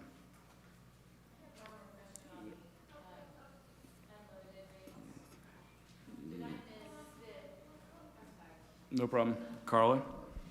On the unlimited rates, did I miss the unlimited carts, or are you not offering that anymore? It's the same. There's no change. It just hasn't changed. Okay, thank you. Yes, ma'am. And there's very few people taking advantage of that, so we didn't feel like there was any need to adjust it at all. Okay, thank you. Chris, I've got a question. Yes, sir. It's further out in the 10-year plan. Okay. But your comment about doing drill and fill aeration at all facilities and continuing that in years to come. There's, in the 10-year plan, it's about 6 or 7 years out. Verde There's drain. a Tenacity Greens renovation, ultra dwarf, $500,000. Is that? That's just more of a likely to- placeholder. We don't anticipate that's gonna be necessary, but, you know, it was in there previously, so we just tried to adjust it for more of a placeholder capacity. But again, you know, the plan is to do all 3 courses next spring, and then subsequent to that, we'll rotate and do a course a year. And, you know, with new turf grass varieties and what you can accomplish there, the ultra dwarfs that have kind of come on the scene, which is what that takes into consideration, which is what they have at Willow Creek and a few courses in the greater Knoxville area. Knoxville is truly at the crossroads of the transition zone. So you go anywhere north of here, or you go up in elevation from here, everybody's got bent grass, cool season grass. You go anywhere south of here or down in elevation, everybody's got Bermuda grass. So, you know, in the Knoxville area, you got a little bit of both. And your higher end facilities still have bent grass. It comes at a cost and it comes at a challenge. But thankfully, we have an incredible team that are committed to that challenge and do a phenomenal job. But there's some newer varieties that have come on the scene, and we actually were afforded some test varieties that we have planted at the Tokwa Nursery Green. They're now ultra dwarf zoysia grasses, which is what they had planned on planting at Wind River this summer before the pandemic, and they pulled the plug on that project. But they also have planted that at the new course called the Patch in Oak Ridge. So it's going to be exciting to see how those services play out and how well they do, because they may be the best of both worlds, where you won't have to cover your services, plus they have some shade tolerance. So, for instance, the greens at Tokwa are the most challenging set of greens we have and require the most inputs, but an ultra dwarf Bermuda grass would never be an option there because we don't have enough lighting. But this ultra dwarf zoysia grass may be an option. So it's just a placeholder because we don't know what the future holds. And at some point in time, you know, we will have to renovate some putting surfaces, but we want to do so when it's appropriate. So in the meantime, we're going to continue to work as expeditiously, as hard as we can to maintain our current services and set ourselves up for short-term and long-term success. Thank you. Yes, sir. Hey, Chris, I just wanted to add one thing, because I'm sure Mr. Schneider's going to bring it up. I thought Steve was done. In the No, not 20 yet. And you know where my office is. In the 2020 golf rounds, Chris mentioned that 78,105 is the projected golf rounds, and it sits kind of in that sweet spot between the 2020 budget and kind of what we're seeing in 2020 actuals. Out of that, roughly 21,395 represents what Steve terms as non-revenue generating, which, you know, it's more of an accounting type. It does generate revenue, but out of that, 21,000 roughly are the unlimited twilight and unlimited member. So it represents 32% of the total member rounds and about 27% of the total rounds in the aggregate. So as you know, in this current year, we've taken a beating where annuals are just knocking it out of the park. We think the new pricing structure, you'll see kind of where we've set the number of those deals that we expect to sell. So is there a little bit of, you know, risk in that number? Potentially, but I think Chris and the Golf Advisory Committee have done a good job of kind of going through the actual data to try to figure out where that new pricing will be set. You know, it's tough to call because it's a individual decision, you know, of how many will, you know, take that. So I just wanted to add that, Chris. Thank you, Kevin.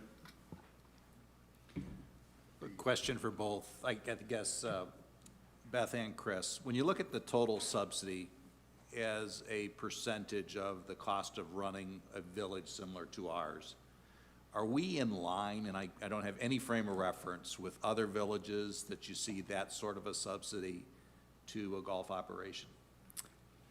I have no idea. Mr. White? Or when Beth markets, do people say, oh my, well, they probably don't know it till they get here. No, And then we do they make say, s- oh my goodness? No, we make sure that the fees are the first thing we talk about, because in the past, some of the biggest confusion for especially outside realtors not telling people how our fees work. I would tell you that 90% of people think we're extremely low for our overall assessment, as well as when you add in the user fees. Most people really appreciate, one, that you don't have to pay a deposit to join the club, and that you pay for what you use here, the a la carte feature. So if I'm a golfer, I pay more to play golf, but they do understand, and we make sure to sell them, that we do subsidize the world with their $139.54, but overall that increases their property value. So living in Telico Village has a price tag with it, and upkeeping our golf courses, having marketing, having great recreation facilities, whether you use them or not, increase your property value because the person who buys your house might be important to them. Right. And I'm just curious if, you know, if you went to the villages in Florida or any other competing retirement community, would you see those same kinds of structures, or are we? We're an pretty anomaly? unique, not that they don't have them. We did a huge benchmark with long-range planning, Marty. It's been a few years ago now. I think that's probably coming back up, where we actually went out and visited communities all over. I mean, everybody split it up, even to Florida, and got all their price structures, and we basically compared them to us. And by far, we were the best bang for the buck. Would you agree, Marty? And Brad, if you look at, because I've looked at some of the stuff up north, like, you know, Inverness, Medina, you look at some of the kind of world-class courses, which I'd say, you know, the guys keep their courses on par with that. From a golf maintenance perspective, they're very efficient in kind of cost per play.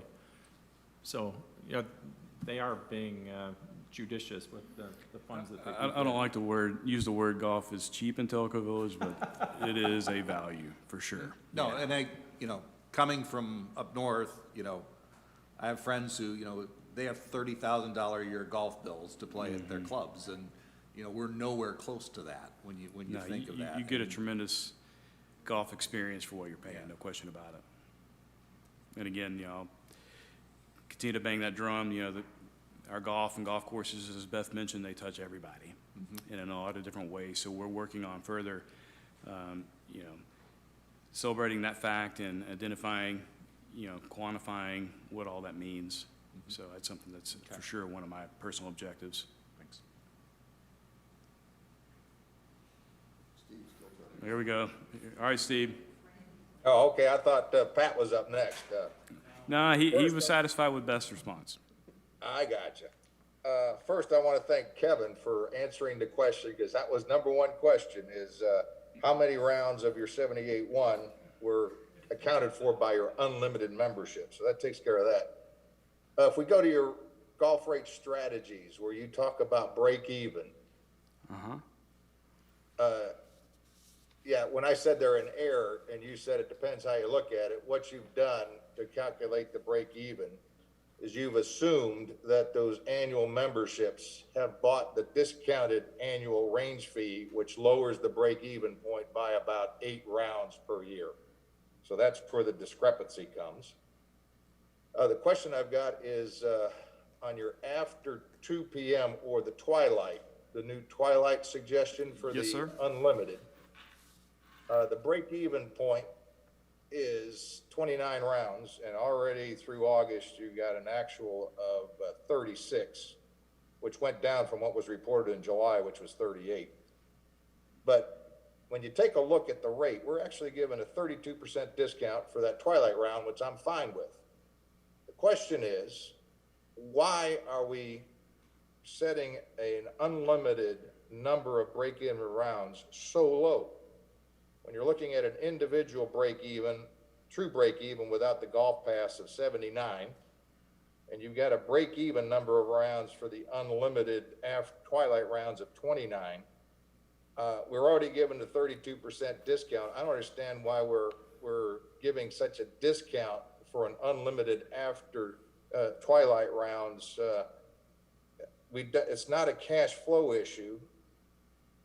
So I just don't understand why we don't raise the number of break-even rounds on the twilight rounds. We are. It's going from 18. 29. Correct. Yeah, well, I'm talking, your individuals are at 80 for anytime play. So I think your break-even number of rounds for your for your twilight rounds is way too low because you're already discounting those rates at 32%. And if you got folks that want to golf that much, they can pay the 32% discount. They still have a bargain. So I don't need a response now, but that'd be one of my issues when we get to the board review of the budget. Is your I got you, but break-even we felt number of like if rounds. we make any further adjustment to our twilight program, that it will cease to exist. So it was created in 19, and again, I was in a different capacity at that time to fill our greatest need period, which is the afternoon hours, most notably in the heat of the summer. So it has done that and done that well, so now we're looking to tweak it and reinvent it so they can more appropriately do that, and we can retain, a similar value. So we felt like the $750 to $800 range was appropriate for that program. We could recoup a little more revenue, and we wouldn't scare everybody off, because a lot of the people taking advantage of that program are newer to the game, more your recreational golfer, and that's obviously the best opportunity for them to get out on the golf course and play and grow and develop as golfers.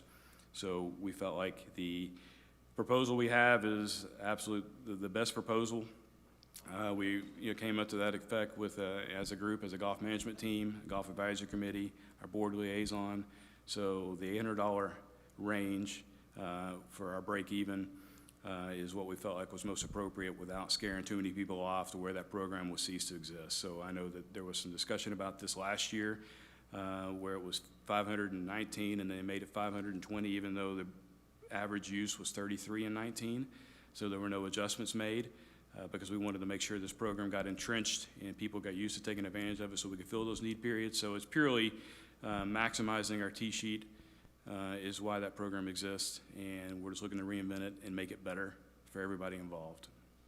I understand. It's just the difference of opinion Sure. on the value you're giving for a 32% discounted rate and setting a break even below 30. And again, as Carla mentioned earlier, the break even is based off 18-hole rounds. A lot of those unlimited folks that take advantage of the Twilight package, what we're calling after two now, they're not playing 18-hole rounds. Some of them are, but some of them are playing just a handful of holes, and some of them are playing 9 holes. So that's where we got to do a little better job with our data collection. But again, this break even is based off 18-hole rounds, which there's some times of the year where that's not even possible. Okay, yeah, because I'm specifically talking about a 32% discount on your 18-hole rate and Sure. a break even of 29 18-hole rounds. But with what we've got suggested, regardless, we're going to be recouping some additional cart revenue. So, Well, you'd be doing that without your unlimited as well. right, but we're protected with the revamped Twilight Unlimited package that we think is going to continue to do what it was designed to do. I understand. Yes, sir. And Carla? then when we get to the review with the board, what I'd like to review, Parker, will be the cash drain or the total subsidy, including capital, because if I'm calculating it right, it looks like the 2020 budget had a cash drain of $1.5 million. And in the 2021 plan, it looks like a cash drain of about $2 million. So that's something we can review at the board review of the budget.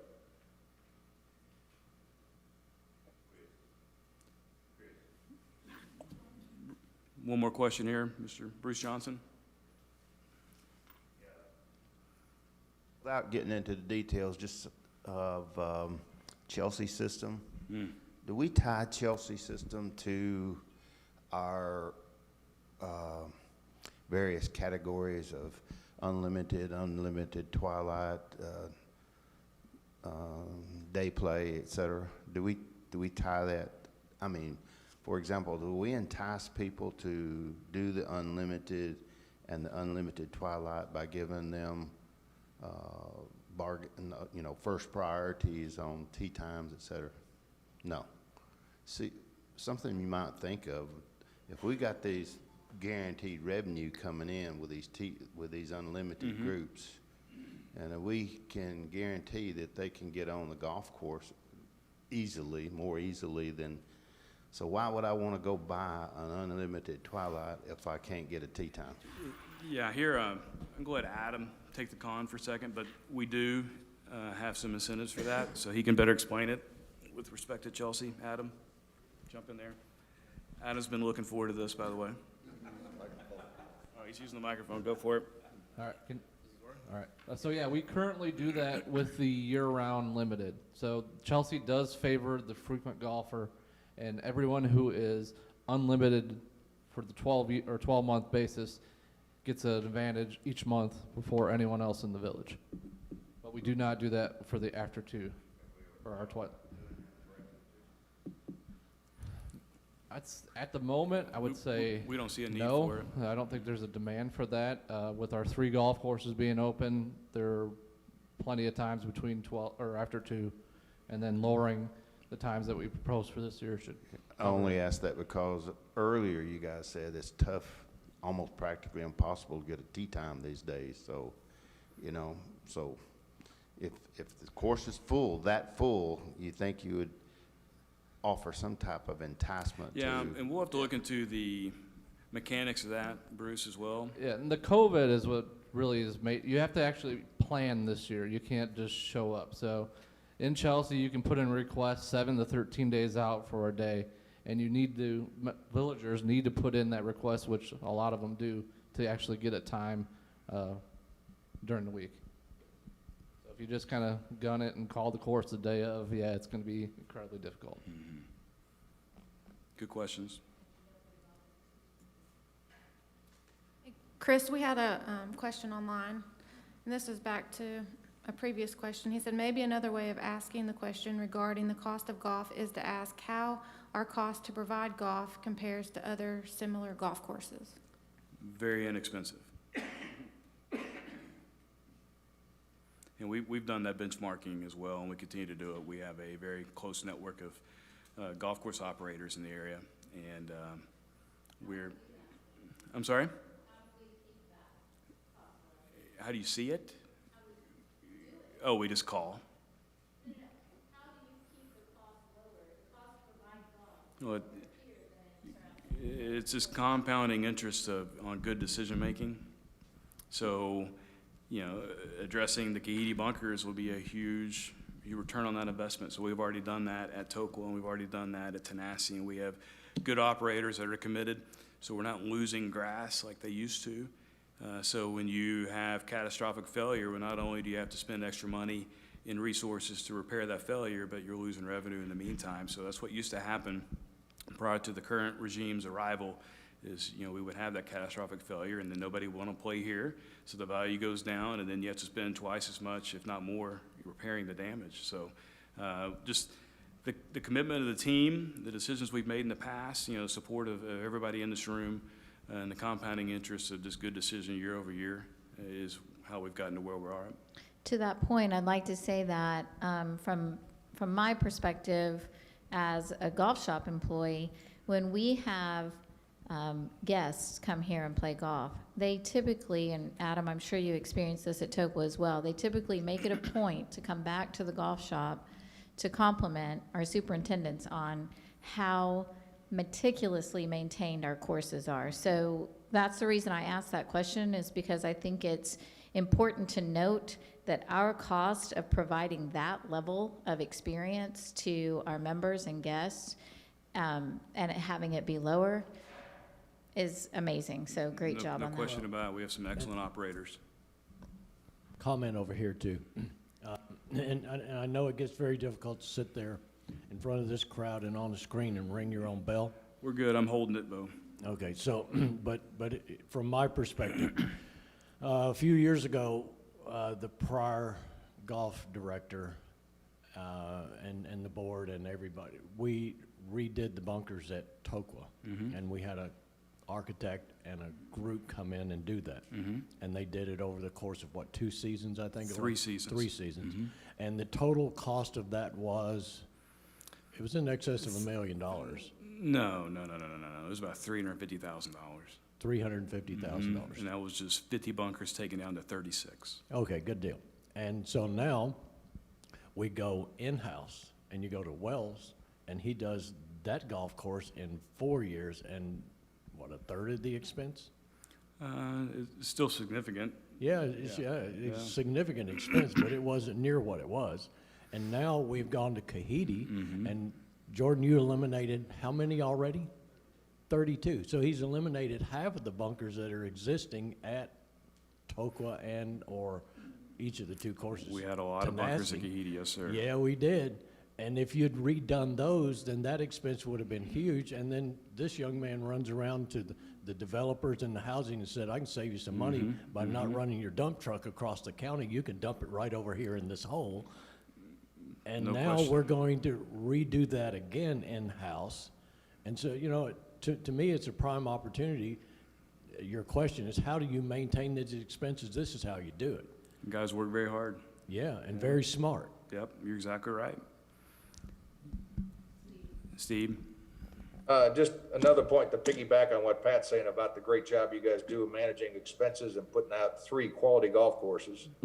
If you take your 2021 proposed budget, including capital, you got a cash drain of about $2 million I'm taking your expenses. So I took your expenses, backed out depreciation, put in your capital. On average, you're spending $1.6 million to manage each golf course. And I challenge anybody to go out there and do some benchmarking on what it costs to maintain a quality 18-hole golf course. And by far, you are a leading example of excellent management, in my opinion. Thank you, Steve. Chris? Bruce? Yep. Going back to the point earlier about why are we so cheap, or not, I hate to use the word cheap, but why do we have such great bargains on? It's a good value. Why do we have such great bargains on fees? What would our fees be? I'm asked the question first, and then I'll ask the second one. In calculating your fees, I assume you don't include the subsidy, or do you? Our schedule of fees is in addition to the subsidy, yes, sir. So basically, your fees get you to the point where you need the subsidy. So if you include the subsidy in your rate calculation, could you tell us for the board when you come back what the rates would be? We'll work on it. Kevin, you on it?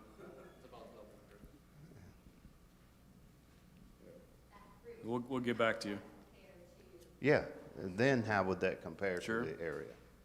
So, you know, I know we're getting a great, but it's part of living in Telico Village. Sure. You know. But, you know, again, that subsidy goes towards far more than just golf, and that's what I continue to highlight. All the additional benefits that golf provides, in addition to maintaining the clubhouse facilities, all the pavilions, running the golf and retail outlets, the profits of which go back to the POA, maintaining, you know, just hundreds of acres of green space that is used for far more than just golf, and it increases your property value. So it's very complicated. But that's something that's for sure on my to-do list, is to try to further quantify the full impact of golf. Hey, Bruce, if you just run the numbers, take 2 million divided by your 78,000 rounds, you'd have to increase the total cost of a round across the board about $25 a round. So it puts it in the range of market, I'm assuming, for great quality golf courses. That's below average. That's where I was trying to get to, is that even if you put that in, you're still getting good quality golf course and all the other benefits, great value. No question about it. Either way. The golf value exists. Thank you, Steve. All right, does anybody else need a bathroom break? I know I do. I think we're good. No, thank you all. Okay, Chris, thank you. And thanks to the entire golf team. That was really well done.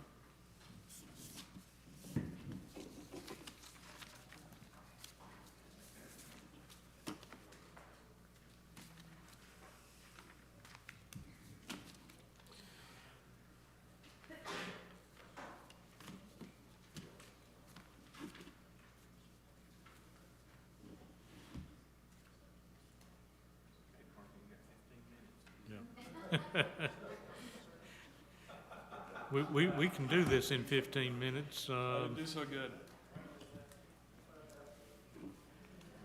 Okay, we're, right. Okay, we're now moving into the finance section and consolidations, also a review of head count, overall head count, and non-financial indicators. So we're going to start, Kevin Ellsworth will begin with summary of the head count and non-financial indicators. Then I'll come along and talk about some of the consolidation measures. Thanks, Parker. I know during the last few days, a lot of folks have been asking for headcount summary in the aggregate. And I just want to make sure that we're clear. What I put together is a headcount. So it's butts and seats. It's not the full-time equivalent that can be reported. So what I did is I came at it a couple different ways. And again, our HR system doesn't interact at all with our financial reporting. So Chris Carter gave me all of our current staffing as of 9/29. And I went through last night and by area broke out the full-time, and then I grouped together part-time and seasonal. Now that gets a little bit tricky when you start talking about departments that have large groups of part-time employees and seasonal. In particular, golf and rec. They often budget more by a pool of hours and dollars, and then try to obviously staff and manage to that timing. So from a full-time perspective, we've got 101 full-time staff currently. There's 136, and that number actually surprised me. And what really surprised me is how low Jeff Gagley is on part-time staff. But the majority are obviously golf. Chris just did a good job walking through that, and rec. There's a couple open positions.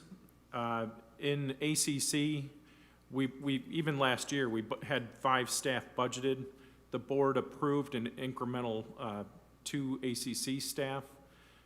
Those folks have been hired. One was an internal transfer, and the other one started, I believe he started day before yesterday. So he'll be reflected in the HR data in a couple weeks. So those 2 open positions are technically full.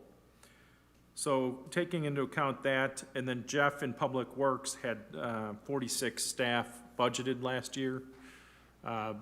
So the remainder is 6 open positions in Public Works, and I just need to kind of confirm that with Chris Carter sometime today.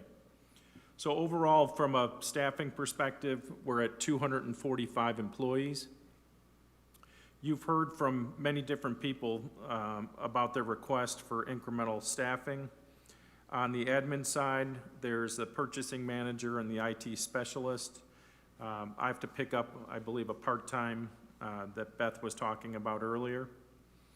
On the ACC side, I've got 4 requests coming through, 3 for ACC enforcement personnel, and 1 for, I call it the Holly Junior position, the ACC administrative assistant.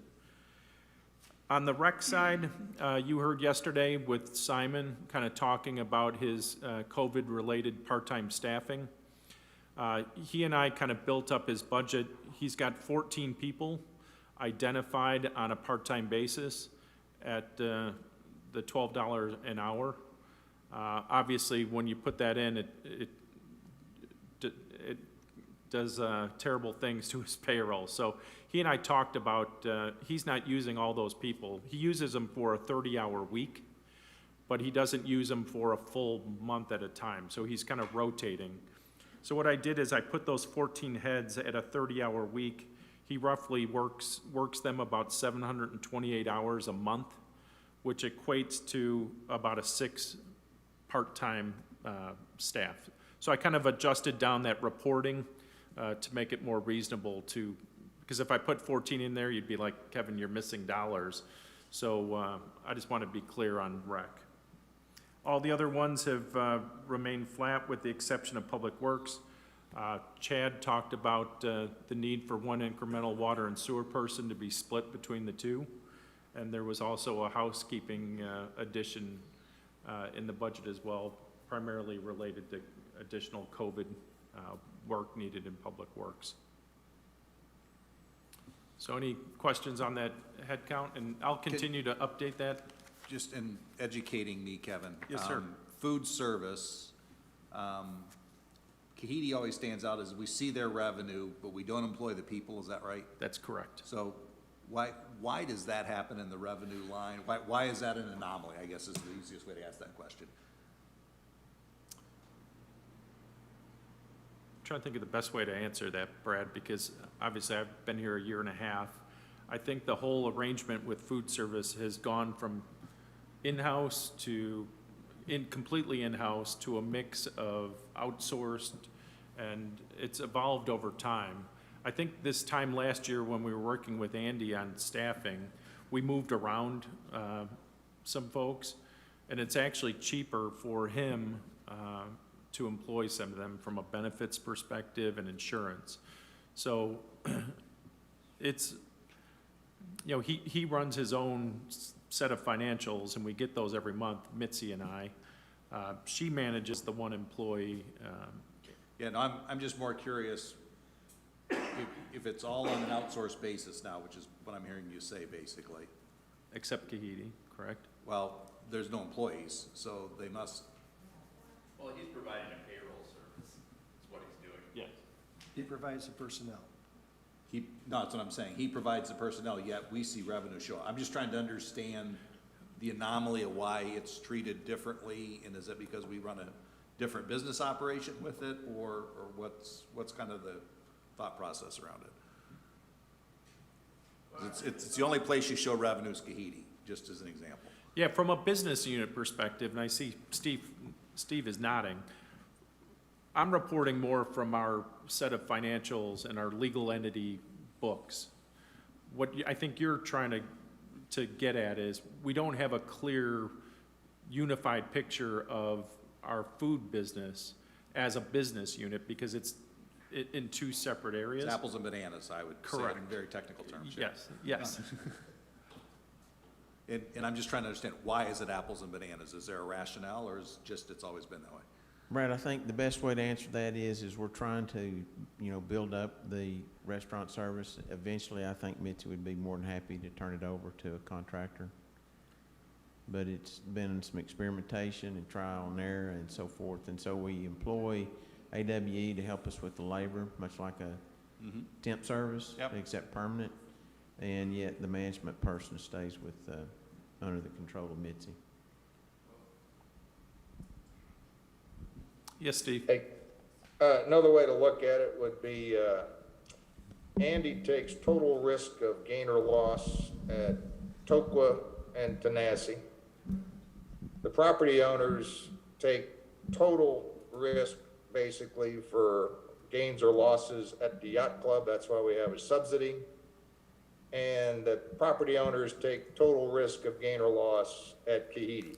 That's the way it's set up. So the only place you got revenue is at Kahidi, because the other three are managed through AW under separate contracts. So that's how I look at it, why you only show revenue at Kahidi, because of we're responsible for everything, contracting out the labor and responsible for cost of goods and everything else. So there's not a unified contract across restaurant services, there's multiple contracts? Okay. Right. As I recall, when we went through this process about 3 years ago, Kahidi was about to go under completely. We were about to shut the restaurant down completely. And we had a contract with another person, not Andy, that was running that operation down there completely contracted out. And that person gave up the contract, and then for us to keep it going, we had to have our own employees. And I think, Mitzi, correct me if I'm wrong, but we went to Andy. Andy wasn't he wasn't prepared at that time to say, I will take over that operation. He did not want it.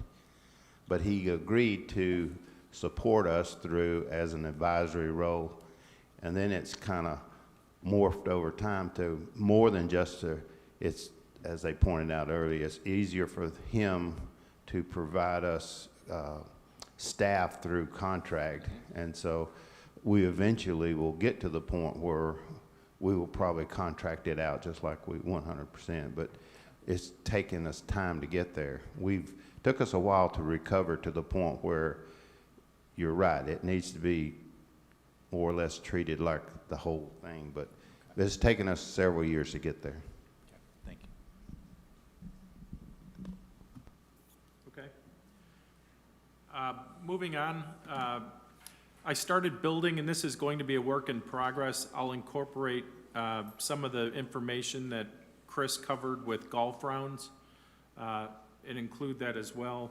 But on the non-financial indicators, Parker yesterday walked you through kind of how we derive the number of assessed lots, the suspended accounts, the doubtful accounts, collectible, ultimately resulting in total paying parcels. I've got the POA lots, POA lots sold, so 72 for the year. And I just want to be clear as well, the way that gets calculated in assessments within the budget models, it's really the average because it's basically coming on at 6 POA lots sold a month. So, you know, you're not going to see a full year's worth of assessment revenue out of those lots. Also, Kevin, if it's sold to one of our contractors, they don't have to pay assessments for a certain number of months? Wrong. We prepay their assessments out of their revenues, so they are paid. Okay. And there was some twist in that. I couldn't remember what it was. Thank you. I've got the water and sewer gallon usage assumptions in here. I've got, and I'll update based as these numbers change, full-time head count.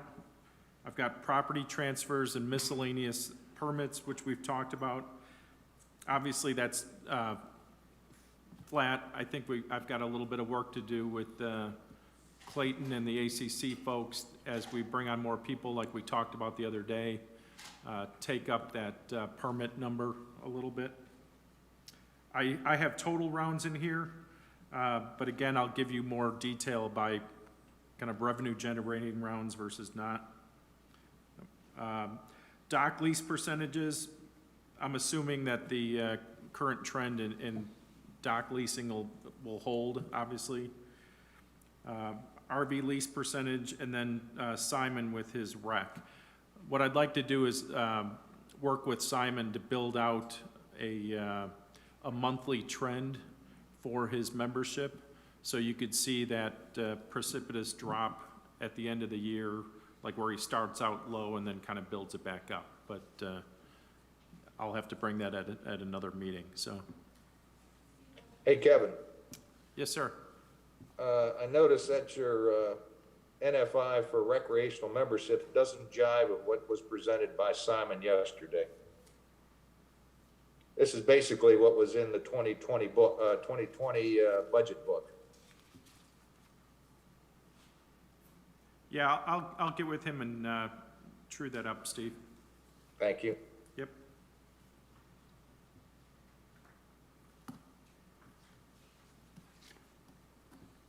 And with that, I'll hand that over to Parker. Yeah, back up if you would, Kevin, Yes, sir. before we go on to the next slide, just for a moment. As I was looking at this, it struck me that particularly having just heard Beth's presentation earlier this morning, that this is really a very conservative, the 10-year plan is what I'm talking about now. Very conservative projections for POA lots sold and number of new home permits issued. I think it was a year or two ago where we were beginning to see this uptick in real estate sales, POA lots owned, and so on and so forth. And the sense that I recall from that time was that, well, the best lots are being sold first. Okay, that makes sense. People go to pick out a lot and they choose the best available. And as those lots get sold, then the remaining lots become a bit less desirable. I think all of the lots in Telico Village are, with maybe a handful of exceptions, are buildable. For years, I owned a house at Beach Mountain, North Carolina, and trust me, if you can build houses in some of the spots that they build houses at Beach Mountain, you can build one anywhere in Telico Village. But with the kind of real estate rebound that we've seen, I'm not suggesting we necessarily change this right now for the 10-year plan, because it's already pretty robust in terms of net income and cash buildup. But this place may sell out faster than we have built into these plans. And I just think that the board and the finance committee need to begin to get their minds around, okay, if we continue to sell and grow at this kind of rate and pace, you know, we'll be approaching full build-out sooner than we might have expected it. And I don't know at what point we try to build that into the 10-year financial plan, but it just strikes me that these numbers are very much on the conservative side.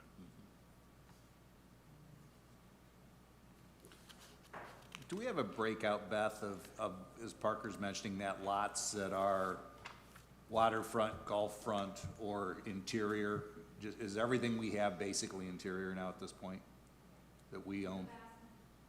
The vast majority is interior. Okay. I mean, there are still a handful of, you know, lakefronts that haven't been built on, of course, and same with the golf course, but the vast majority is all interior. Okay. Okay, we can go on to the next slide then. This slide may seem a little out of place, and admittedly, it's something we probably should have planned to cover yesterday or day before. This is the safety division summary. We do have a safety division. It's primarily Telico Village Volunteer Fire Department and a bit of Kahidi First Responders cost. The only reason I put this up here, number one, is to remind you that, yes, this is indeed part of our budget process. The TVVFD contract labor contract is set basically on an inflation clause, an escalator clause tied to the CPI. And so for the moment, for the budget purposes, I'm using the 2% inflation factor that we agreed upon earlier. So that contract labor number of $132,000, $117,000 of that is TVVFD. And the remainder, $15,000 for Kahidi, is really a placeholder. It's more of an expense placeholder, not necessarily contract labor, but that's a convenient place to slot it. In addition to that, we do pick up some of the utilities and building maintenance expense for the volunteer fire department. That's why you see some depreciation in there. We pick up also some taxes, licenses, and insurance for that operation. So the total cost of our safety operations budgeted for next year, $180,000. That's just a slight uptick from this year, which is the inflation component of the fire department contract. Is there any capital that we provide? At one time we did, and we had a renegotiation of that contract. I don't know, I think it's been about 3 years ago now, maybe more. Time kind of gets away. So at one time we were providing a bit lower subsidy, but we were also contributing capital toward the fire department operations, TVVFD, I mean. We renegotiated the contract, increased the amount of the contract fee that we were paying, but with the understanding that the fire department then would take on their own capital fundraising, community fundraising projects, and would fund their own capital going forward. So there's no capital subsidy anymore. Okay. In it, like their pumpers and the rescue vehicles, are those county supplied, or is that all private fundraising? No, that's all volunteer private. fire department Okay. supplied. Okay. Yeah. Okay, so any questions on safety before we move on? I will mention, I just got this letter a day or two ago, and it's something for the board particularly to begin thinking about and considering. The fire department sent us a letter stating that they, like everyone else, has been faced with higher cost due to the COVID-19 impact. And it's for things like personal protective equipment, cleaning supplies, that sort of thing.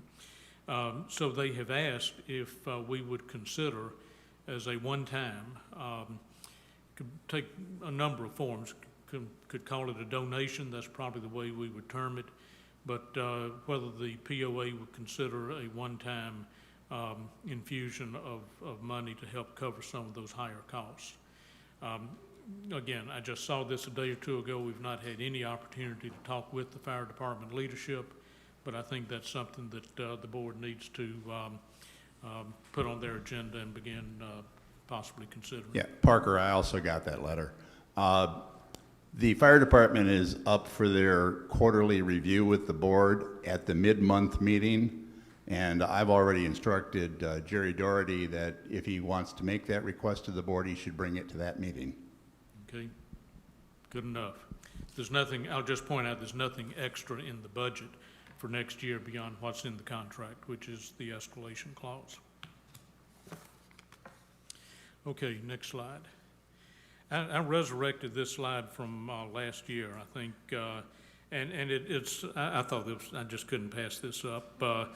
We have to pass the bill so that you can find out what's in it. That's a rather famous quote from Nancy Pelosi regarding the Affordable Care Act. And with the TV POA budget, sometimes you have to get to this point, run the first cut consolidation to find out what all is in it. Some comments were made earlier this week that we lacked some sense of context and what does the overall picture look like, and I gave you a little bit of a glimpse at that, where at that time we were on net income and capital plan and so forth. But now we are at that first cut consolidation. It's by no means over, but we do have at this point full income statement. We don't have a full balance sheet, but we do have cash flow statements and reserve statements. One of the things that I discovered overnight is that I was looking back through this packet, which Kevin and I were at the office fairly late into the evening, getting this assembled and sending it out. And so I always go back through the packet before presentation to make sure, okay, I've got my thoughts together and everything's in there. Well, lo and behold, I determined that the consolidated net income statement was not included in the packet that was sent out, and so hence the handout that was delivered to you this morning.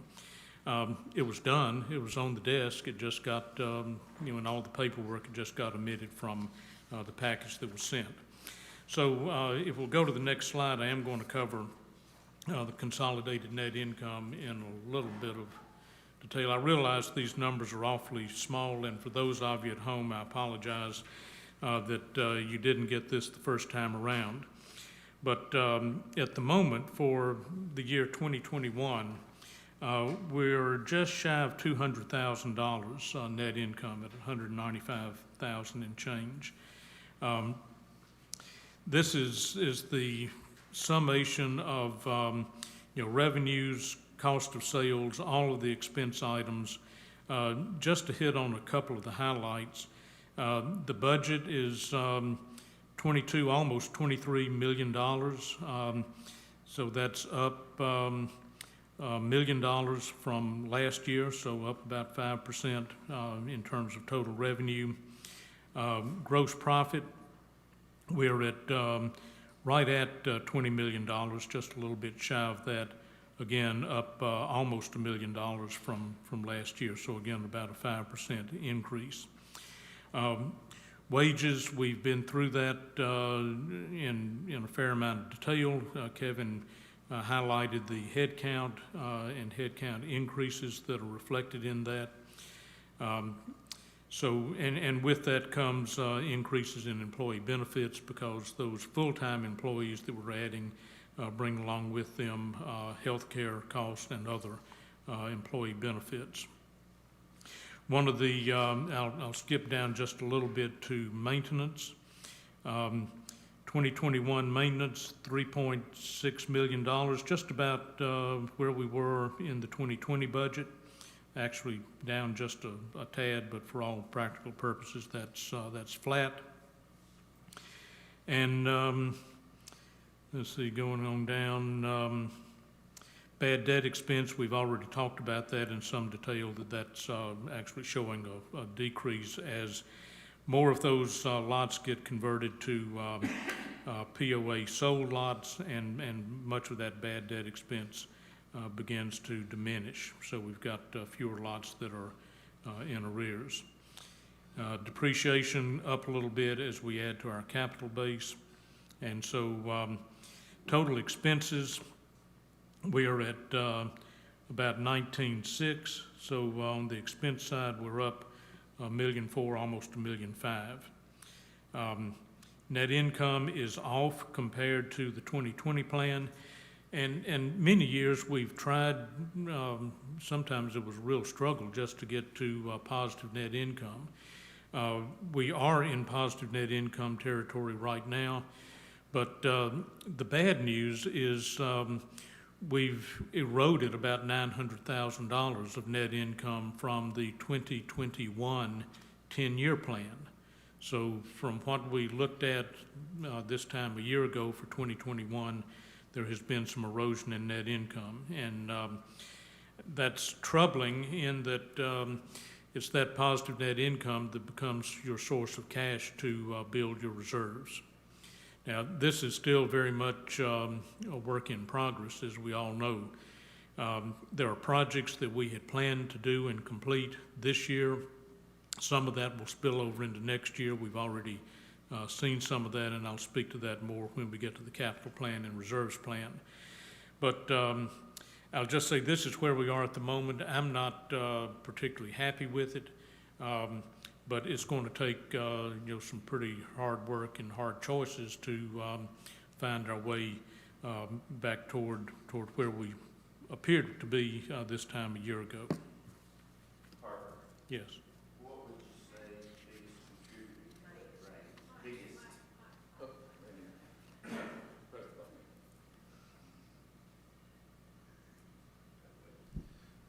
Having sat through this last 2 days or 3 days here, what would you say the biggest contributor to that drain, biggest contributors to that drain would it be? Well, compared to a year ago, we're adding more headcount than we had planned on this time last year. So wages and benefits, and it's for all good reasons. I mean, we've talked about the ACC headcount additions, some of which is happening this year, and then it spills over into next year's budget as well. The benefits that go with that, that's certainly a contributor. We've got a number of capital projects that spill over into next year, so it's not all. We may, in fact, we will end up doing better in 2020 than we had projected. We're beating budget comfortably right now. So you can say, well, part of it's a difference between timing of whether it hits this year or next. But I think what is important is that we end up in a spot where we're comfortable with our reserve levels and our cash balances. And I want to speak to that more here in just a moment. And then we'll circle back around to that question again if need be. Yeah, And we'll do some more analysis of that between now and next Wednesday when the board sees this yet again to try to hone in on that. Yeah, Parker, just to kind of add to that, to answer Bruce's question, a big change that I've already started to take a look at is in the rec division. Obviously, Simon, this time last year, COVID was not even around, so we assumed Simon's membership would continue to climb at all-time highs. Obviously, he's been impacted the most. And I'd say the other big thing that's driving a big margin decline is all of the COVID-related expenses that are now in our P&L. I mean, I hate to use the catchphrase new normal, but from staffing to cleaning supplies to, it's permeated all of our P&Ls. And the 2021 projection that we did back in August of 19, it's a different world. Yeah, indeed. Do you have a view, I'm thinking about Simon's, he was up like 165,000. You know, as you go through, I mean, are we talking $300,000 or $400,000 from COVID effect? On the revenue or on the expense? On the expense side. At least, yeah. Okay, let's move on then. Next up is the capital plan, and I'm not going to go through all of this by any means. You've already heard the pieces and parts. I will point out, though, that as I did last year, and I hope I caught all of these. If I missed any, I'll catch them when we do some cleanup work. But you'll notice that the items that are considered new, somewhat expansionary, maybe somewhat discretionary, I've tried to highlight in red type. So right up at the top, the TVB studio remodel and upgrades to their broadcast system. Well, that's new money, and that's not just replacing what's already there. It's truly an upgrade to those facilities. And, you know, well justified, I think, given the presentations that we've heard. But the other items that you see, there's a little box drawn around each of the capital items that represents replacement capital, or what Bruce Johnson has deemed required to run the village. Okay, so as capital wears out and needs to be replaced, well, you either replace it or you don't do something that otherwise had been done to try to keep our facilities and operations ongoing and well maintained. What you notice is that most all of this capital is indeed for replacement capital or required to run the village. I'll speak to some summary totals as we get down toward the end. Well, let me just jump to that right now, because this is the more timely spot to mention that.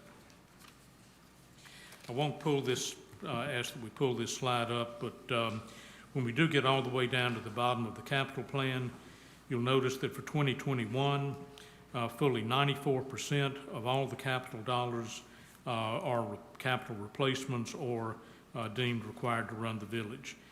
And if you look all the way out through the 10-year plan, just about every year, 90% or more, sometimes almost 100%, a couple of years it is 100%, are just capital replacements or capital required to run the village.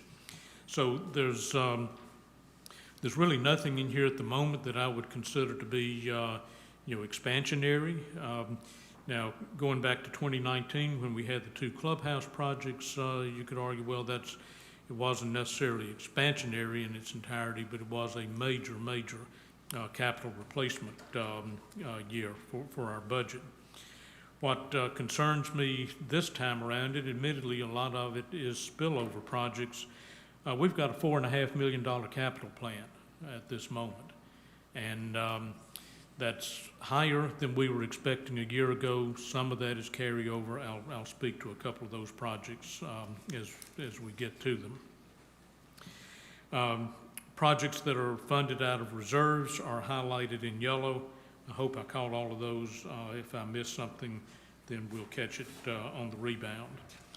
Kahiti bunker renovations, I don't want to pick on that, but that is up from where we estimated a year ago, and Chris Sykes and his team pointed out that they are compressing into 2 years what previously had been planned out over 5 years, I think, at a lower amount per year. Let's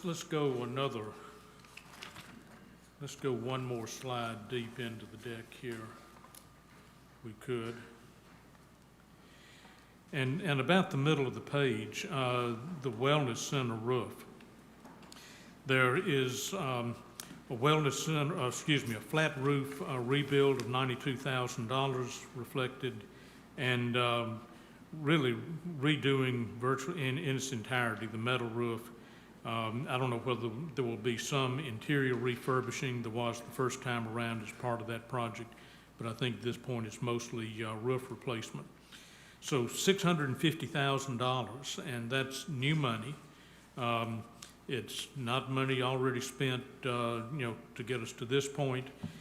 There is, as we're all aware, some legal issues ongoing, possibly some insurance coverage that may or may not apply to this, and the surety.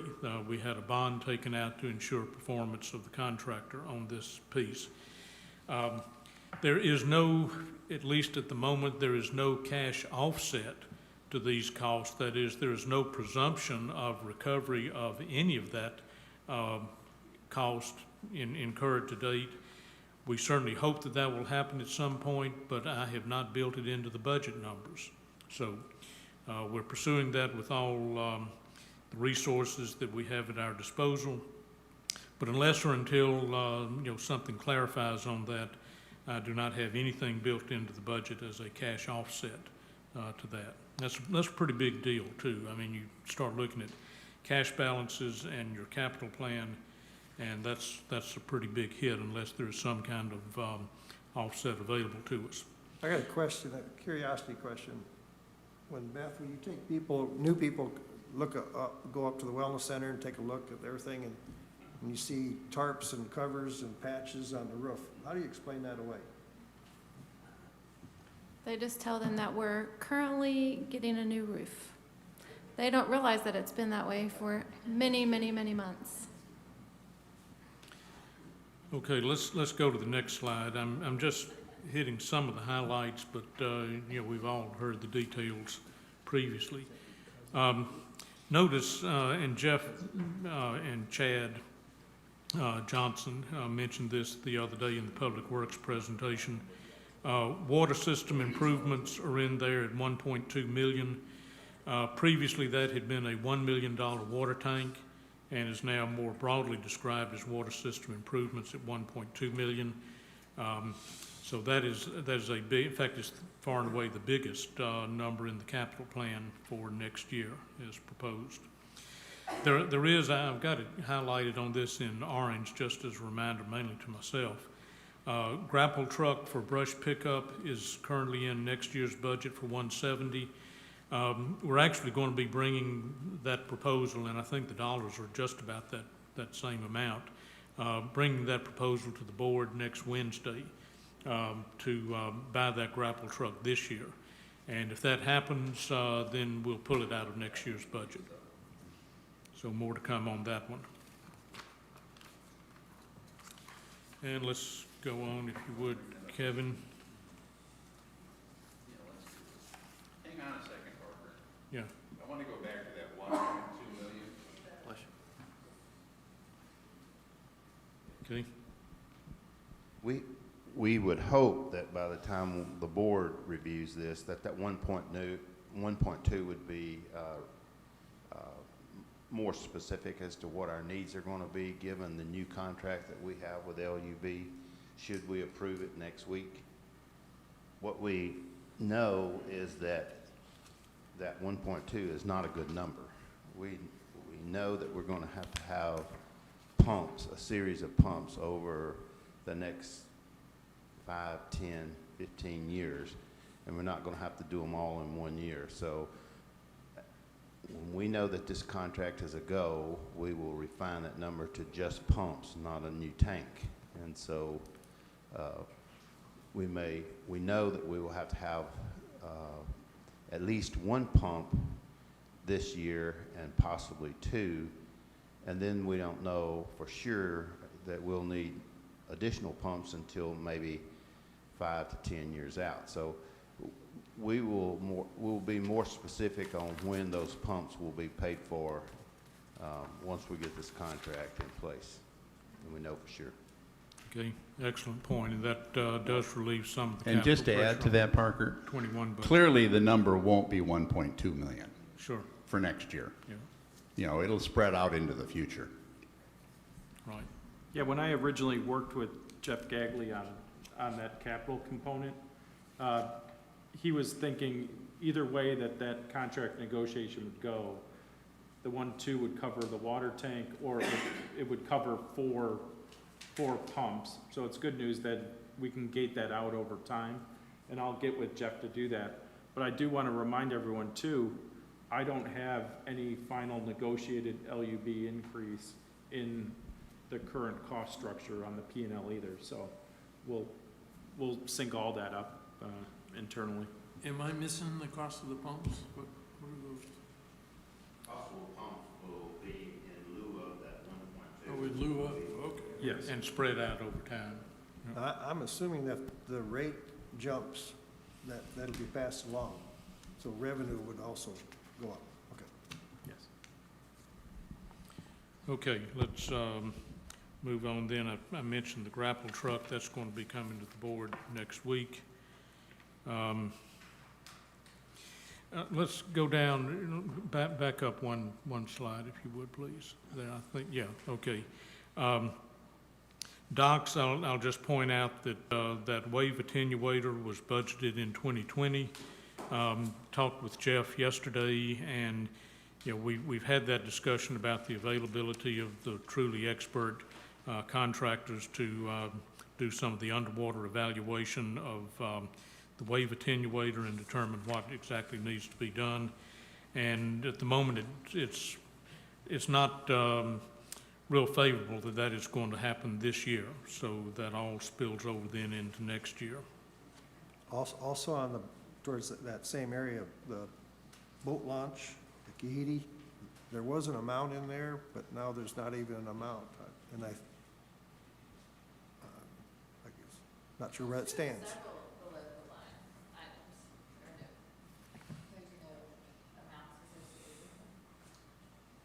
Okay, I'll pick that up next time around just as a reminder. And Parker, the other thing that we need to, I think, resolve is whether or not that wave attenuator capital comes out of the dock reserve versus some other. Yeah, right. Yeah, I'm going to speak to that in a minute when we get to the reserves review. Yes. I noticed that the wave attenuator for the second wave attenuator, I'm sorry. I noticed that the second wave attenuator is in there down the road at the same dollar amount as the one that we'd be replacing this year. Is that taking into effect inflation between now and then?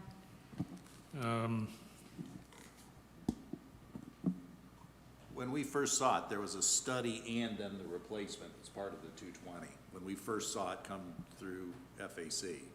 So that, I want to say it was 80,000 to study it and 100, or must have been like 140 to replace it. So Right. if you do the joint study, you probably don't have an inflation worry on the second attenuator, because they were going to evaluate both of them up front.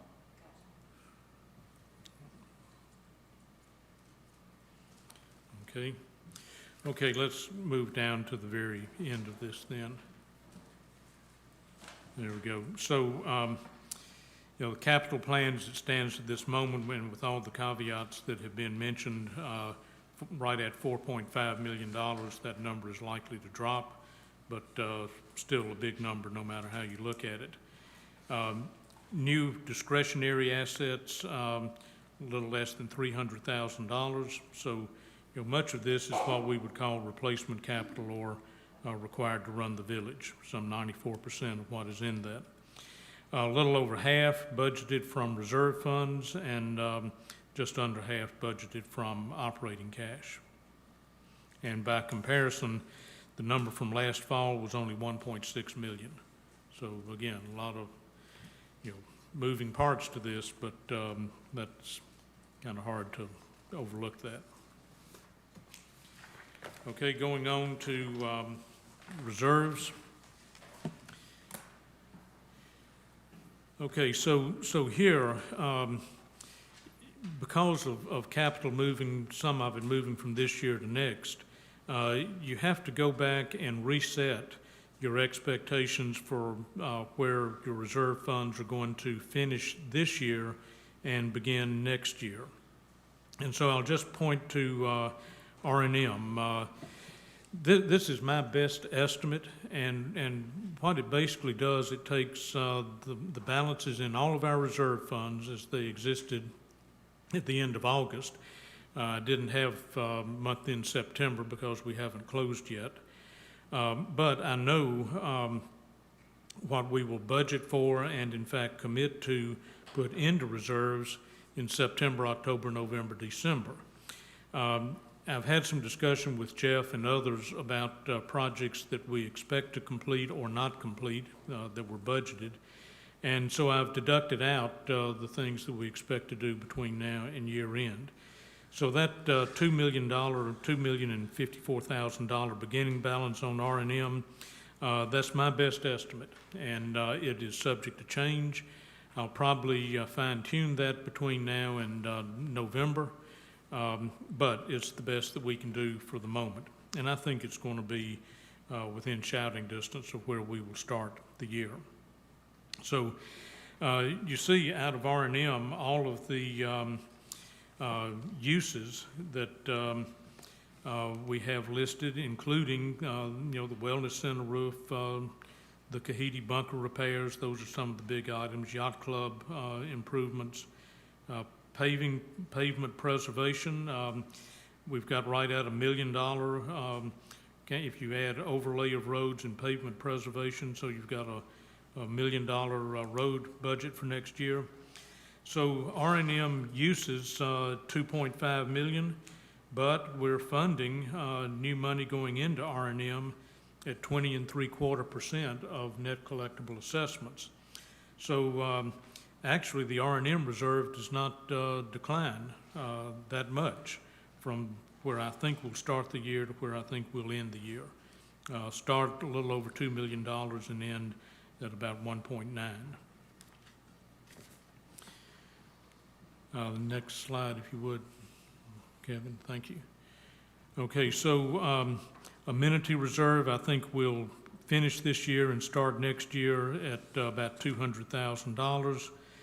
There are no identified projects in 21 that would put a demand on the amenity reserve.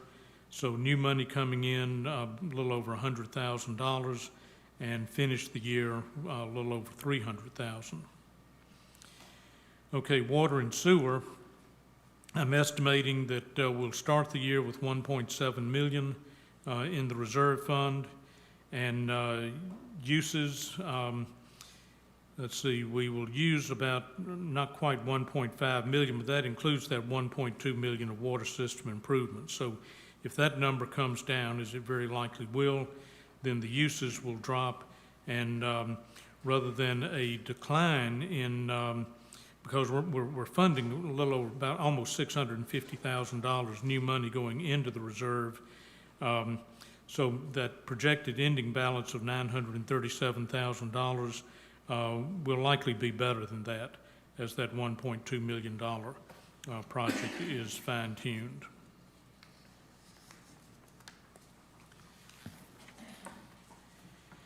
And then finally, safety reserve, there's about $79,000 we'll finish the year. There are no currently identified uses for those funds. I personally have some ideas as to what I'd like to do with some of it, but it's by no means in the proposal stage yet, and so we're not showing any decline in that safety reserve. I'll just kind of mention it as food for thought for the board. If we were inclined to make a one-time contribution to the volunteer fire department, arguably you could take that money out of the safety reserve and do that with straight face and a clear conscience. Dock reserves, the wave attenuator did not get spent this year, so we will start next year with about $251,000 in the reserve. If the wave attenuator is done next year, and we're putting new money into dock reserve, $164,000. So the ending balance then is $182,000. Now there is no, in the capital plan, there's no hard-coded new docks being built next year. But that's certainly a subject for some further discussion, and that's what the reserve funding looks like. TRDA reserve, that's just a holding account. We put $33,000 and change per month in there, and then we pay the full TRDA lease amount out of that at the end of the year. The CAF completion assurance fee reserve, we built that up to $50,000, and we have stopped adding more money to that reserve other than interest that accrues each year. So going on to this next slide then, just kind of the reserve summary in total. Reserves start the year at $4,368,000. We add another 3.6, almost 3.7 of new money to it. The uses, and that includes that $1.2 million out of the water reserve, $4.6 million, and end the year at $3.5 million, down $862,000 from where we started. And most of that, you can trace that back to water and sewer. Hey, Parker, the one thing I wanted to point out, this does not include, correct me if I'm wrong, if you look at our balance sheet right now in the fourth quarter, we've got long-term debt for the PPP loan. Rick Blau just shared with me that they're trying, the Small Business Association's trying to work through the forgiveness process quickly. So we hope, we're pretty optimistic that we'll hear back something before year end. If that happens, that would convert to a grant, which I would have to put through our P&L as revenue. It's still sitting in our operating cash balance, which we're higher than what I would say would be our normal kind of peg balance for operating cash. The board would need to make a decision what to do with that excess cash. You could either pay down debt, or you could do additional funding into one of the reserves, like say the R&M reserve. So potentially you could have almost an additional $1 million flowing through this reserve schedule. Sure. Which would still put us on schedule for 2025 to hit that 9 million targeted reserve balance. So I just wanted to kind of point that out, that even with everything that's going on and the anomalies for 2021 capital requests, I think long-term, we're still, Assuming approval. assuming approval, yes. Right. Yeah, and What's I the wanna, operating cash balance right now? yeah, I want to come back to that point in just a minute. Okay, so next slide is our debt amortization schedules. So we all know we paid off the Wellness Center note earlier this month, and so that has a zero balance ending the year and beyond. Welcome Center is 3 1/4 is roughly where we'll start the year and pay that down a bit during the year. The Summit Medical Building, on the current schedule, it will be paid off over the next 7 years until you hit a zero balance in 2027. You all know that's funded by the lease from Summit Medical Group. TRDA capital lease, we're just shy of $6 million, 5.8, 5.9 million at, 5.7 million at the beginning of 21, and the $400,000 payment going on out for another, 22 years, I think it is. The Tokwa Golf Clubhouse, $1,160,000, roughly the starting balance for next year, and that is paid off, I think it's a 15-year amortization that we're on there. So I've got a summary down at the bottom of total debt and then total debt excluding TRDA, just to give you kind of a sense of our debt schedule. Certainly affordable. We can plan for it. Have no, I don't lay awake at night worrying about how we're going to make the next debt payment. And as Kevin pointed out, that PPP forgiveness loan, that is on our books right now as long-term debt, because if it were enforced as a 2-year note, it would be classified as long-term debt. But we're hopeful by the end of the year that that will be converted to a grant, and therefore I did not pick that up on this debt schedule.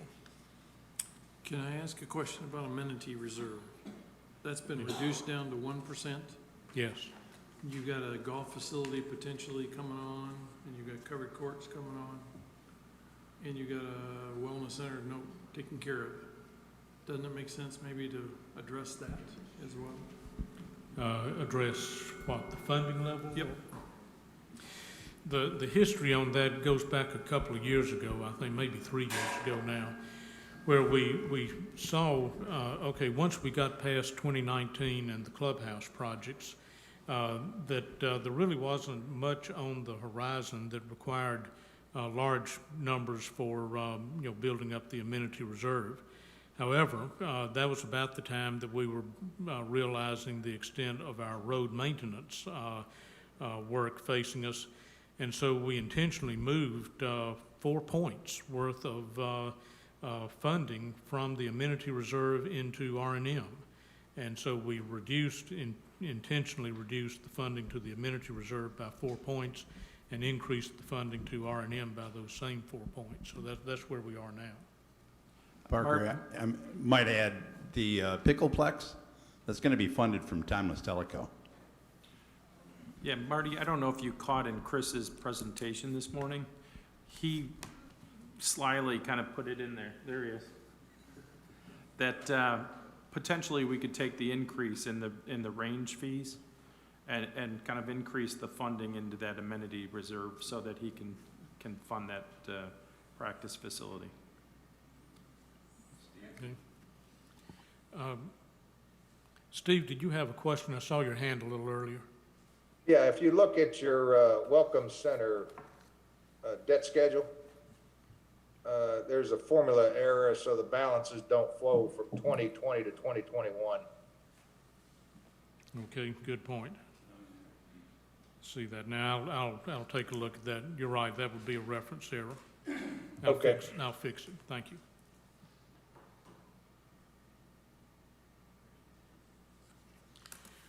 Okay. Now the slide you've all been waiting for, the last one. Cash flow statement, and this is where I need to come back and talk about operating cash just a bit. Probably the most difficult thing to do is accurately estimate your ending cash balance, operating cash balance for the year. I've tried many different ways of doing that. None of them are particularly accurate. So there's a little bit of judgment admittedly applied here, but that $2,670,000 of operating cash, that's my estimated, that's my beginning operating cash. It really was at month-end August, not month-end September, because I don't have that yet.